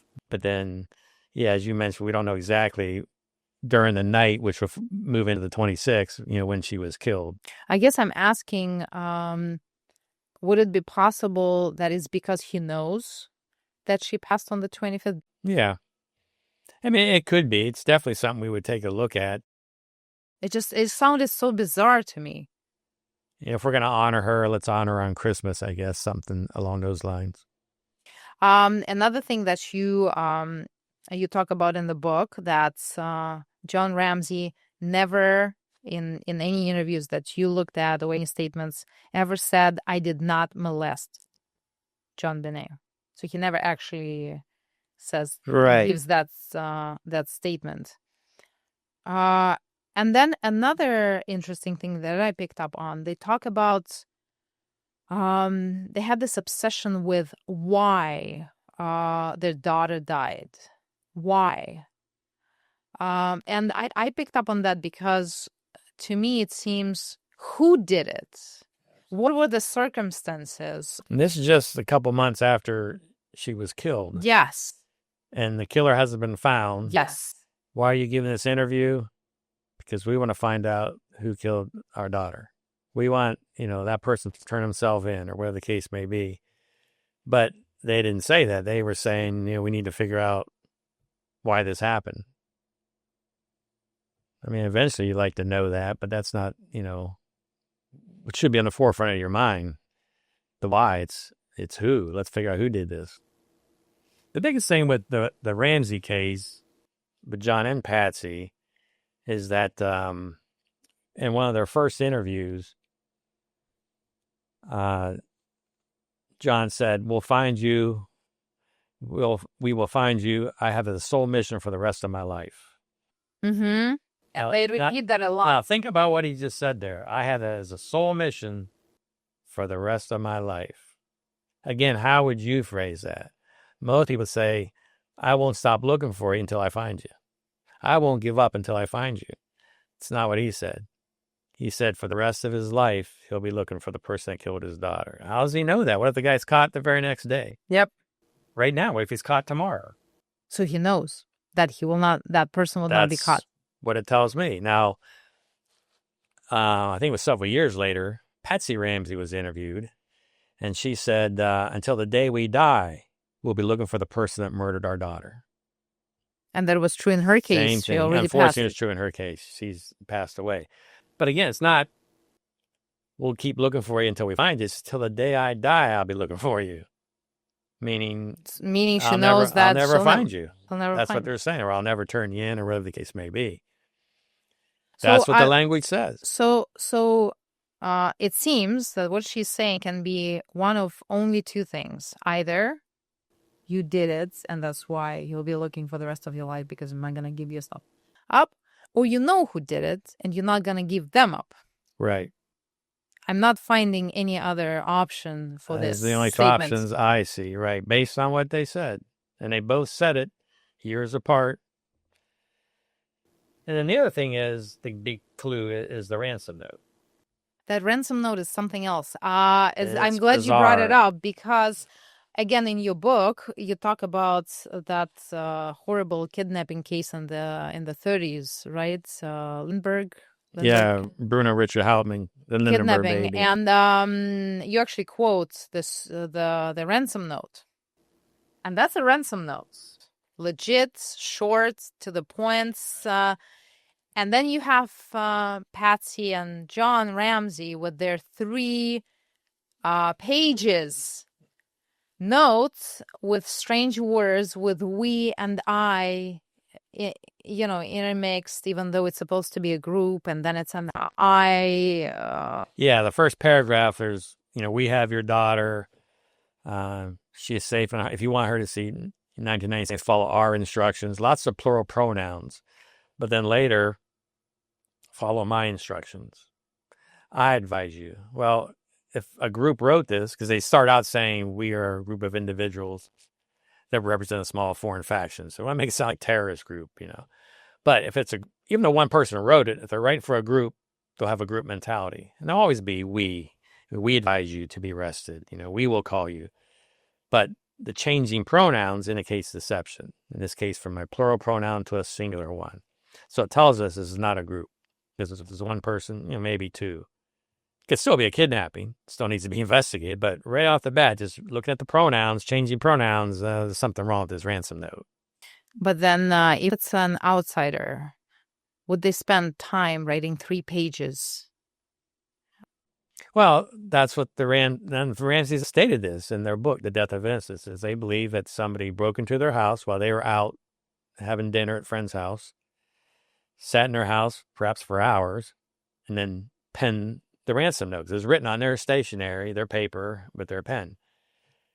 Now, most people bring the ransom note with them. They write it ahead of time. That's how kidnapping works, How do they have enough time to write their ransom note? Or that, and plus, you don't want to leave fingerprints, or you kind of want to control how that ransom note ends in that house. So again, it ties it back to the Ramseys. It's their paper, it's their pen.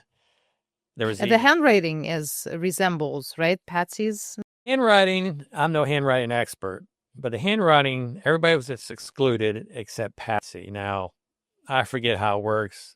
If it's based on a scale of 5 and a 5 excludes you, she was like 4. So it was close, but everybody else was excluded but her. And that's what some people feel like, that maybe, she's the one that wrote it. There are some things in there that indicate perhaps a feminine touch. I advise you to be rested. I mean, who puts that in a ransom note, but.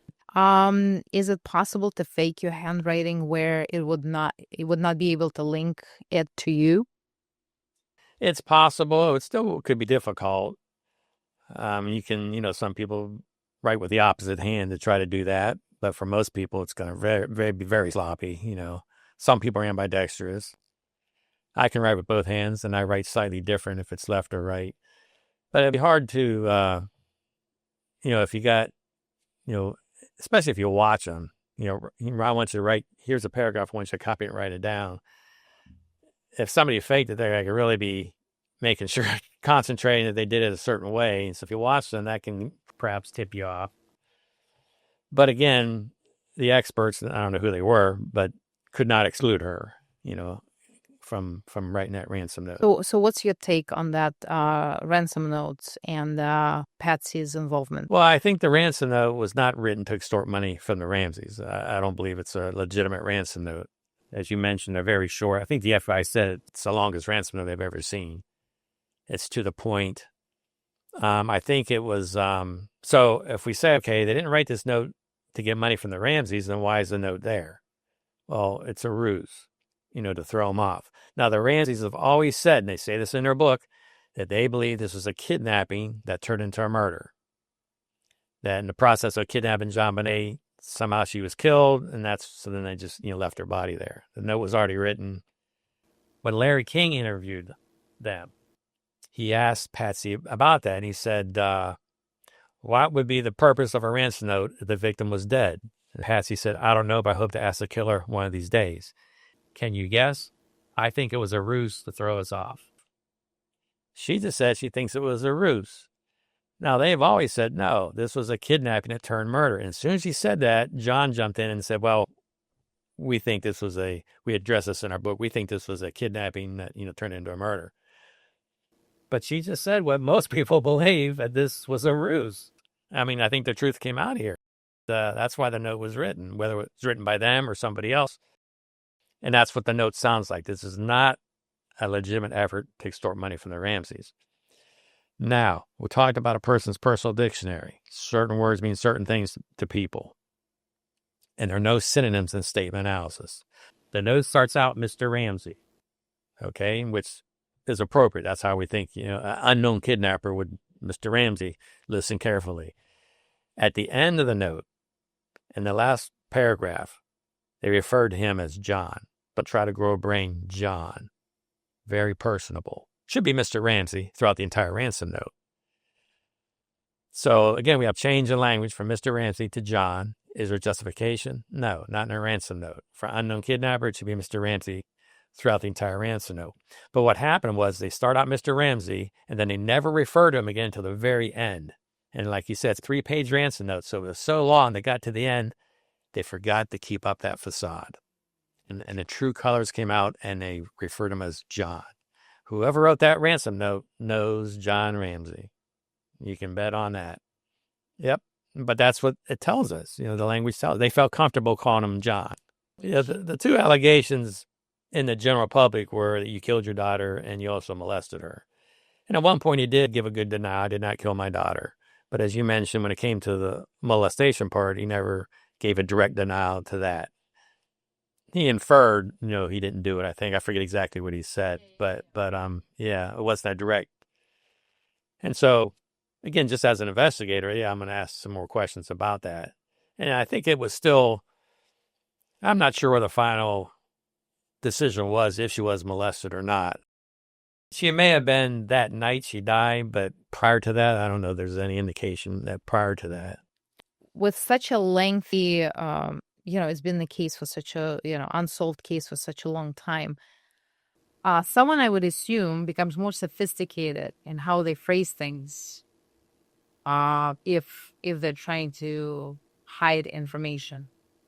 So when you say he gave a pretty good denial at that point about the killing, can it ever be the fact that it's already so rehearsed that I'm gonna pick what I'm saying because I've learned that some things I should not have said and people picked up on that? That's possible. Even in this case here, early in the investigation, he was asked, would you recommend the death penalty for the person convicted of killing your daughter? And he said, I would absolutely want the most severe penalty to be brought. Well, I don't know what the most severe penalty is in Colorado. Why not say yes? Now, maybe it's against the death penalty. But most people say yes. Hell yes, But then several years later, he's asked that exact same question. And this time he said no. Because it's something, I forget exact words, but there are too many innocent people on death row. So now he gave a good answer. No, he answered the question at least. And then gave a reason why, because most people would be surprised that, somebody killed your daughter, you don't want the death penalty, but not everybody, agrees with that. Right.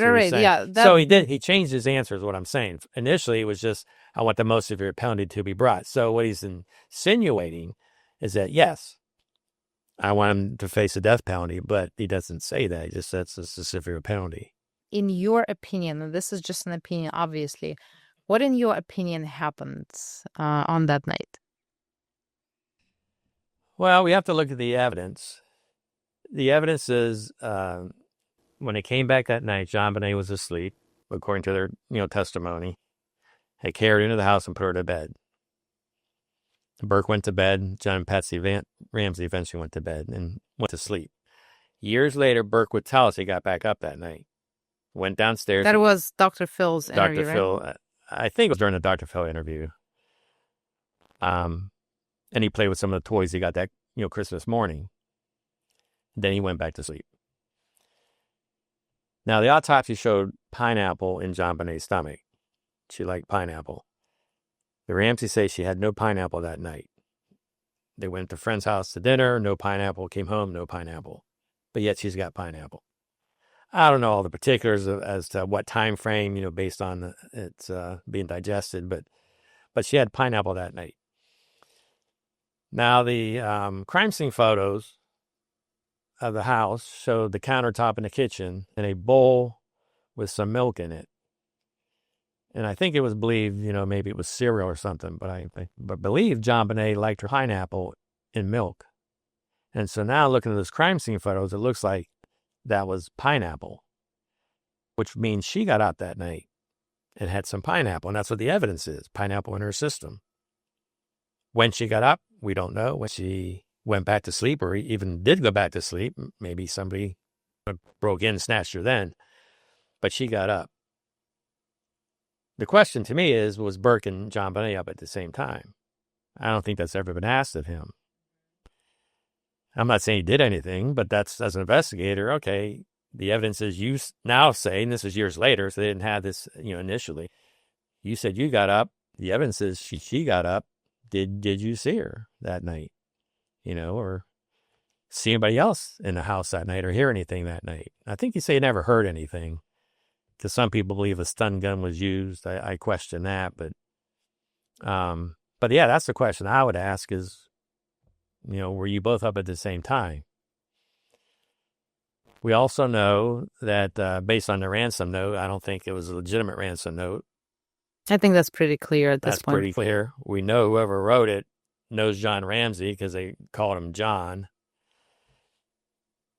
And so, the big question is, did somebody break in? And I just keep getting mixed signals or information about not that. I mean, there was the window in the basement with the suitcase, which, it looks like you could step up on it and climb out. But then I've heard that there were cobwebs all over that window. And if somebody went in, they would be disturbed, and they weren't disturbed. So somebody didn't come or go that way. And, so that's, if you could really determine if somebody didn't break in, then obviously it's something happened within the household. But that's what, well, hopefully DNA, I'm still skeptical about that. I mean, new testing has evolved, and hopefully that'll help. Initially they found like touch DNA on her underwear. Well, if you go to the store and buy a pack of underwear, you're going to find DNA from whoever made that underwear, so not that reliable.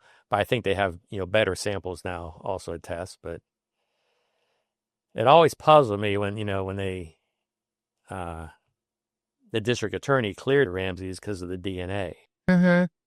Just because your DNA is not there doesn't clear you. You can still know who did it. I'm not saying they do but weirder things have happened. But that, to me, that doesn't clear you, but hopefully they will test. I don't know why they haven't.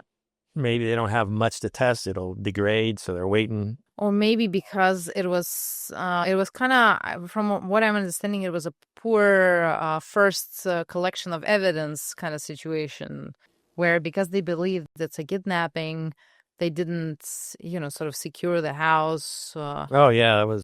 And even when he brought her up, still, because I saw an interview with the investigator who was there, and she said things were weird, and he was not letting me to do certain things.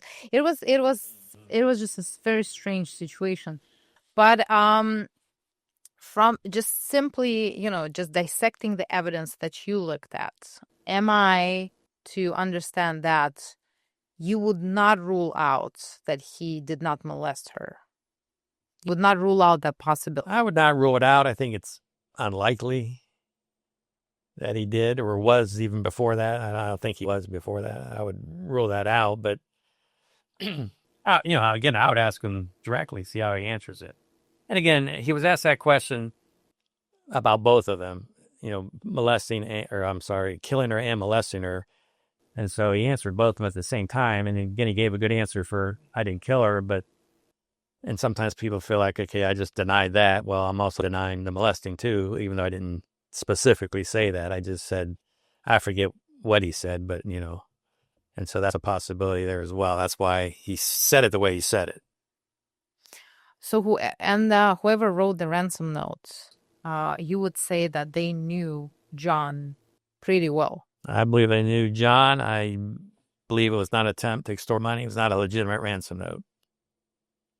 So, and then the last sort of cherry on the pie is them saying that they will be looking for the killer till the rest of their life, which again came true with Patsy, and it seems that it most likely will come true with John. Is that an indication to you that they know who did it, whether it was them or not? That's what would indicate to me, that they know who did it. And They're just either not giving them up, that person, or it's them. Yeah, I'm not going to turn that person in, or maybe the person's already deceased. I don't know. If they didn't know who did it, you think, or if they knew who did it, you think they would tell us if it wasn't a close friend or a family member. And because of the pineapple in her stomach, she could not have been. Because another conspiracy is something happened at the party, and they already brought her in dead. That's why she was asleep. But probably the pineapple evidence then doesn't stand unless she had pineapple at the party.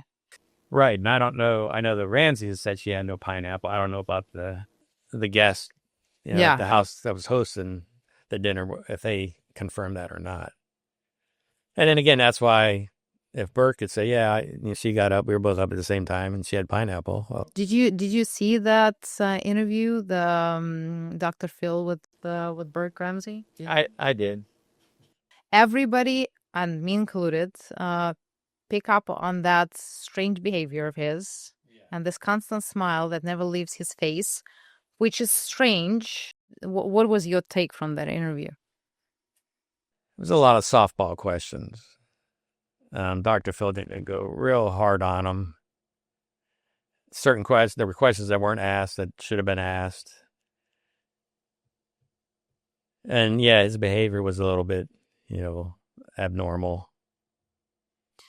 I'm not an expert, but it looked to me that his kind of withdrawal from everything usually seems to indicate some sort of trauma, because when you're so withdrawn from life and kind of like distant with everything, and it kind of doesn't bother you, even though it's your family and this should be so close to you, that always felt, because some people, there's another theory that he accidentally did it, and they were trying to cover up for an accident that happened, which is interesting. What were you saying about if they were up at the same time?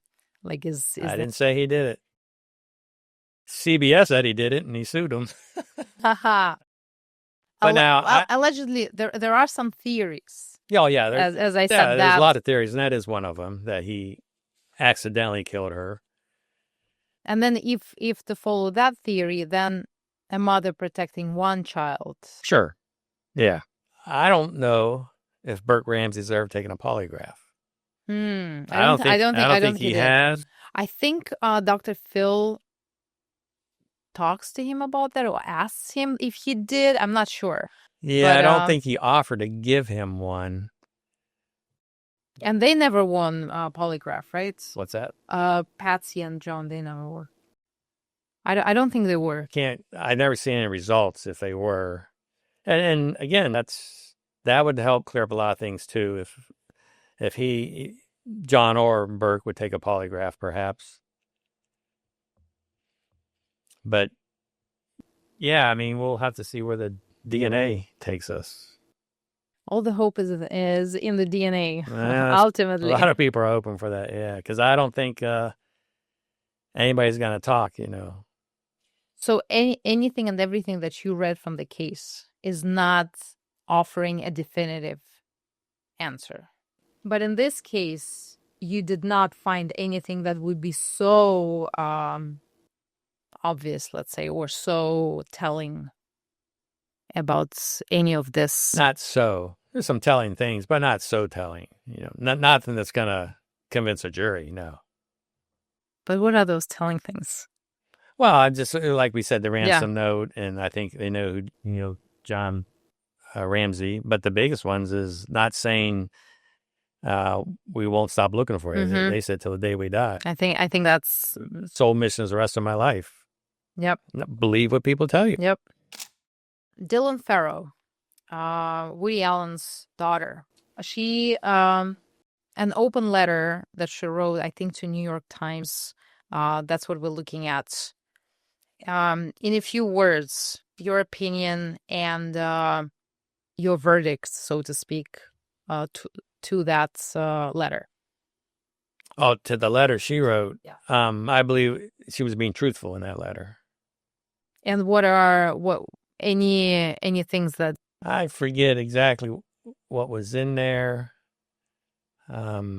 I highlighted a few things. you highlighted? So she says, when I asked my mother if her dad did to her what Woody Allen did to me, I honestly did not know the answer.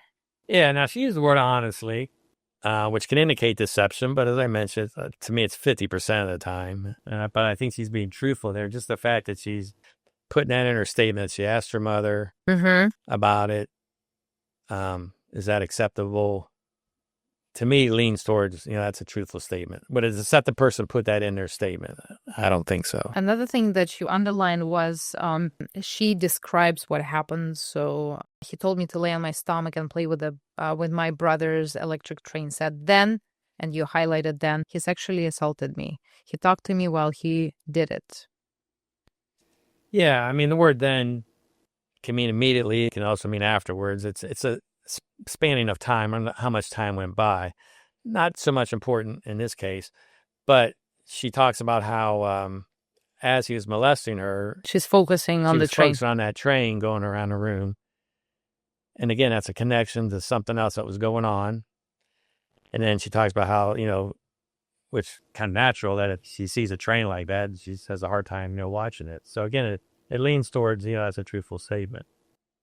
Your verdict is she was truthful in that statement. I think she's being truthful, and he showed in some of his interviews over the years, especially when it first happened, a lot of deceptive indicators. Yes, there was one interview which I think, actually I forget if it's an interview or just his statement, but he starts with, when this claim was first made more than 25 years ago, it was thoroughly investigated by the Child Sexual Abuse Clinic. He talks about a lot of things. He likes to do that, yeah. But not about matter at hand. Yeah. That stood out to me right away. It's your statement. You can say, right? I think it's his statement. But even if it's an interview, you can say anything you want. Yeah. Wouldn't be the first thing, even if you're going to use qualifiers, even if you're not going to say the exact lie, but wouldn't be the first thing to say, I honestly want to tell you I did not do this, this, and this. Yeah. But instead, he sets you up with this situation, which is somewhat related, but not exactly relevant to the question at hand. It's relevant, but it's not the first thing you say if you're an innocent person saying, I didn't do it. That would be the first thing I want to say. And then I'll give you all the additional context. When 60 Minutes interviewed him, they asked him, here's the allegations about the sexual molestation. Is there any truth to it at all? That's what they asked him. And he gives a lengthy answer, and he starts out saying, well, think about it, be logical. Exactly. Does that make sense? No, it doesn't. But he goes on, but he never answers the question. The question was, is there any truth to it at all? No. Now, you can say all that he said and then say no. That's fine. Or say no and then say all that. People sometimes want to expound. They just don't want to say yes or no. But he never says no. He never answers that question. Withholding information. Joe Biden and Tara Reade, with all the Me Too and everything going on, believing the victim, they did not believe her. Generally speaking, the message was that she's there because of the elections, etc., etc., etc. I was up against the wall, and I remember the coldness of the wall, and I remember his hands underneath my blouse and underneath my skirt, and his fingers penetrating me as he was trying to kiss me, and I was pulling away. And he pulled back and he said, "Come on, man, I heard you liked me." What's your take? Overall take was she showed some signs of deception in describing what happened to her. And so that's how I would lean, that he did not sexually assault her, but she was making up that story. Now, again, like I said, sometimes people take an incident that happened to him prior and try to, impose it on this one. Or maybe he did accost her or something, but not to the extent that she said, it happened. And so that's why there's some deceptive indicators there. But I don't think he... So what you're saying, it might be partly true, but not to the extent that she's described. In some cases that happens, yeah. And can you tell when you're reading someone's statements that there is some truth in it, but they're adding things up that did not happen? Every once in a while you can tell that, based on how they phrase their statement. This portion is deceptive, this portion, isn't. And again, you're looking at other evidence that we have, whether it's cameras or was that person there that day, whatever the case may be. But I think something may have happened. Like she'll talk about being pushed up against the wall and it was very cold. Well, again, those are, connections to an outside incident. I mean, it's part of the incident, but, is it the deceptive person going to put that in her statement? Probably not. Now it's possible. So it's possible, she did back up against the wall. Maybe he got close to her and she backed up or something. And so she can put that in her story because, yeah, that did happen to me and I felt it. And, but did he sexually, molest her? I don't think, I think there's too much deception there. And what about his statements in regards to that situation? His statements, I don't recall he gave much of a statement about that. I don't remember what type of denials he gave in that. He gives a statement. I think it's a statement, though. Maybe it was in an interview where he says, "So I want to address allegations by a former staffer that I engaged in misconduct 27 years ago. They aren't true. This never happened. While the details of these allegations of sexual harassment and sexual assault are complicated, two things are not complicated. One is that women deserve to be treated with dignity and respect. When they step forward, they should be heard, not silenced. The second is that their stories should be subject to appropriate injury and scrutiny." Yeah, not the best denial. But, right. I didn't do it. I didn't sexually assault her and then say all that stuff, would be a better denial. But so not as strong as we would hope for. Yeah, on both sides, yeah. I have a very interesting interview of Prince Andrew to BBC. Oh, yeah.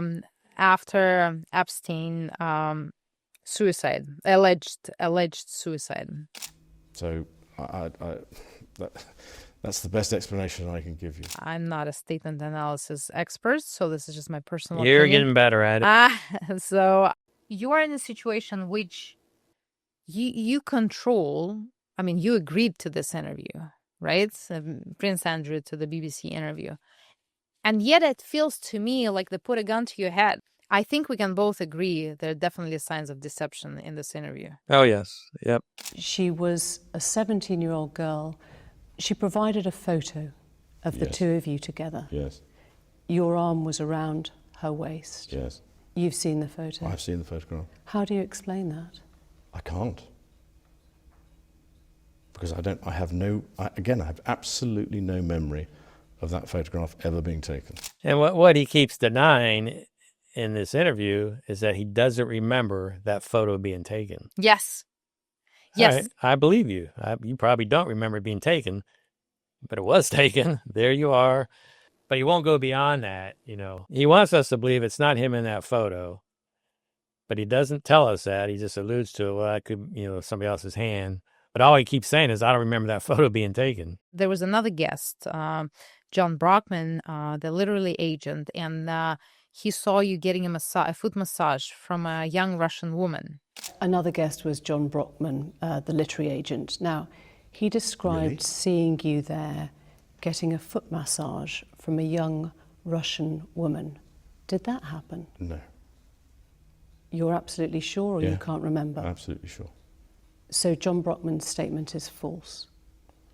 Well, I don't know Mr. Brockman, so I don't know what he's talking about. She just told you that he said it. Right. He just told you what he said. So John Brockman's statement is false. Yes, that's what you say. Yes, it's false. But he doesn't say that. Yep. He doesn't answer that specific question. Is it false? And then as you mentioned, he says, I wouldn't. I don't know. Well, I wouldn't what? He probably wants to say, I wouldn't do that. I wouldn't put myself in that situation, but he does stop short of saying it. There's a lot going on there. I mean, he knows what Brockman's talking about. We don't know what he's talking about when he says I wouldn't, but more specifically, he wouldn't answer that question, wouldn't say, yes, that's false. Virginia Roberts was the girl in question, and she says she was very specific about that night. She was very specific about that night. She described dancing with you and you profusely sweating, and that she went on to have bath, possibly. There's a slight problem with the sweating because I have a peculiar medical condition, which is that I don't sweat, or I didn't sweat at the time. He doesn't deny it. He's picked on his sweating. He says there's a slight problem. Not a problem, just a slight problem. Well, it should be a problem. I mean, if you truly can't sweat and weren't sweating, then, yeah, we have a problem with her statement. But he just says it's a slight problem. He qualifies it. Again, her mentioning him sweating is an indication of truthfulness. Yeah. It's something else that's going on besides dancing themselves, As they getting further and further into the interview, it becomes more and more hard for him to. And he gives a lot of short answers.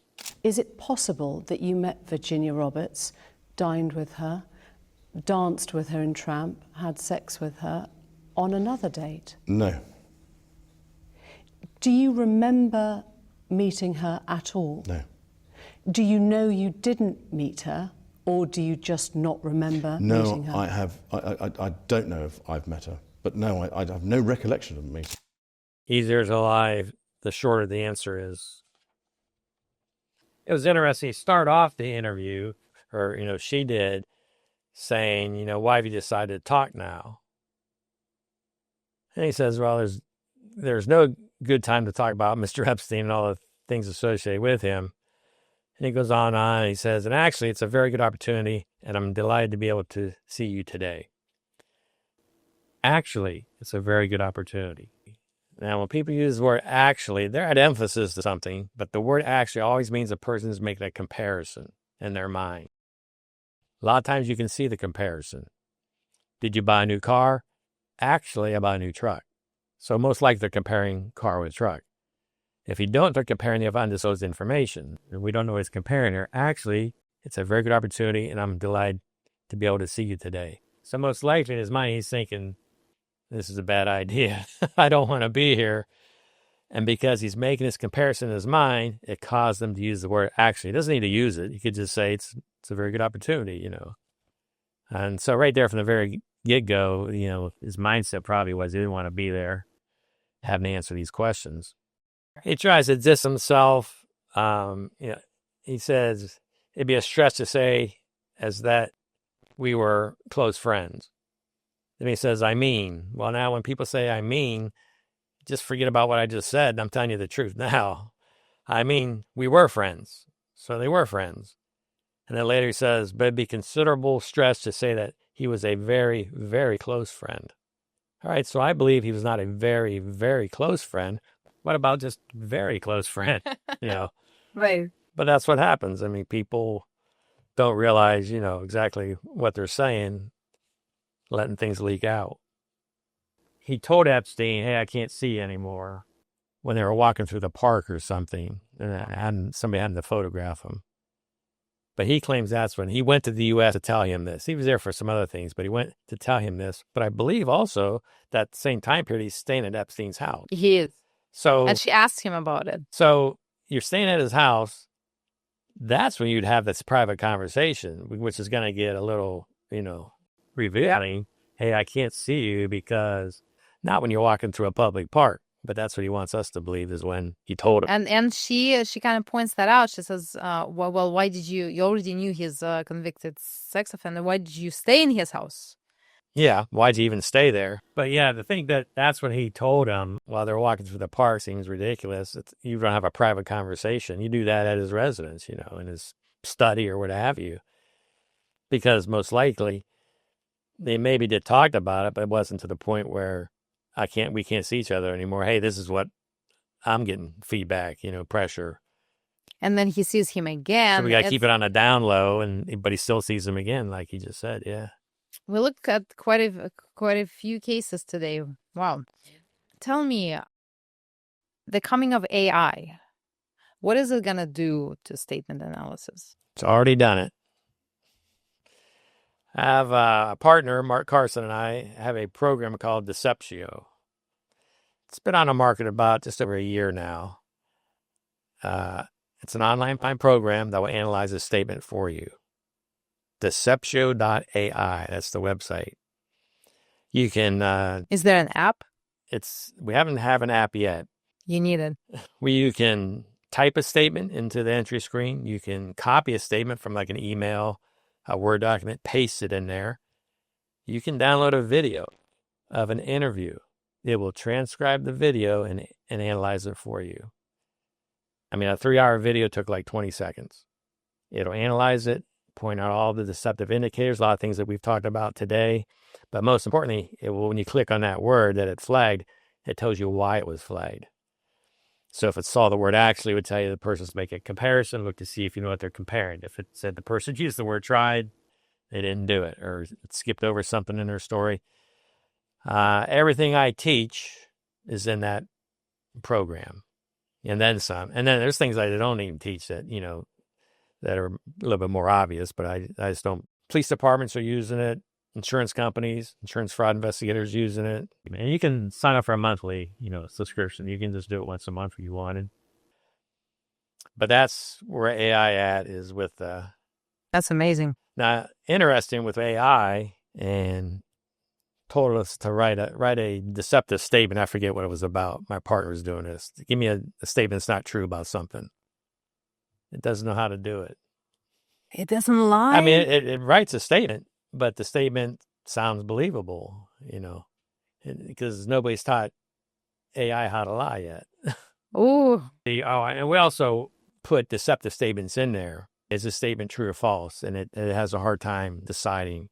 Because, again, it doesn't know what to look for, which is good. It's good for us. Of course. Deceptio. You don't want AI to find it. Deceptio also gives you a score, a truthfulness score. So this is 95% truthful. There's a couple of things to look at, and if it gets below 80, well, that's deceptive, range then. But yeah, AI doesn't know how to lie, doesn't know how to detect deception yet. Now, I have some online training as well if people want to learn about the techniques. How do they find you? Statementanalysis.com, that's my website. And then if you go there, you'll see links for my books, the one you're referring to, I Know You're Lying, or Don't Be Deceived, also my on-demand training. What's the on-demand training? The on-demand training is equivalent to 2 days of classroom training, about 16 hours worth. It's mainly text-based. There's some videos that you can watch to see if that person is being truthful or deceptive. But it's I forget how many lessons there are, maybe 13 lessons, 14 lessons. One lesson's about pronouns, one's about verb tenses. At the end of each lesson, there's a statement you can analyze. Compare your analysis to a completed one to see how well you're doing. And then the final analysis, I have you send that to me using an online form, and I give you some feedback on how well you're doing. So the flip side of the coin with AI.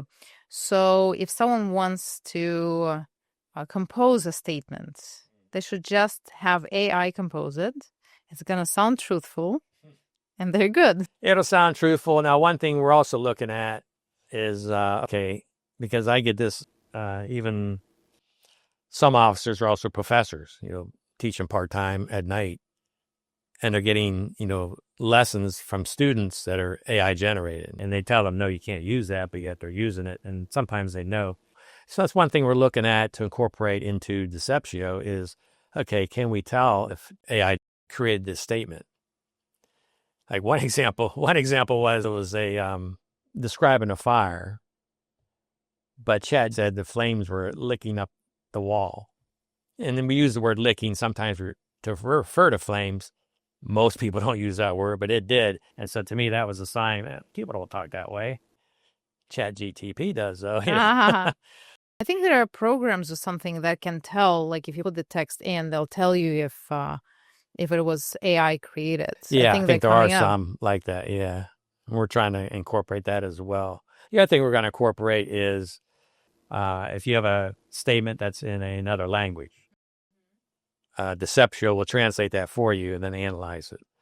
But again, as we talked a little bit earlier, sometimes things are lost in translation. You can't go word for word. But yeah, did the person answer a specific question? Did they answer your question with a question? It doesn't matter what language you're speaking. That's going to apply. People send me statements all the time. I personally analyze them. I still run them through Deceptio because we're human beings and sometimes you miss something. Right. But was it ever where you were better than the program? No. That's good. It's, usually if I decide they're being deceptive, the program decide that as well. In fact, just this morning I looked and he sent me a statement from, there's an insurance company that's doing a proof of concept. They're looking at Deceptio to decide if they want to use it. And so they downloaded a video of an interview. He did not tell me what Deceptio said it was, and he does this a lot. Asked me if I would look at it. And so I'll look at it and tell him what I think. And usually, so far, it's always matched up. Mark, thank you so much. I have a little gift for you. Oh, thank you. This coffee by Enigma Coffee. I brought this specific one because it's called Double Agent. Double Agent. I thought this is such an appropriate bag of coffee for our conversation. Yes, thank you. Thank you so much. It was a pleasure. I hope that we'll do this again. We can maybe get together again. There's always celebrities getting in trouble, or politicians. So absolutely, we can take a look at some of this. There's always something they're lying about. Mark, thank you. Thank you.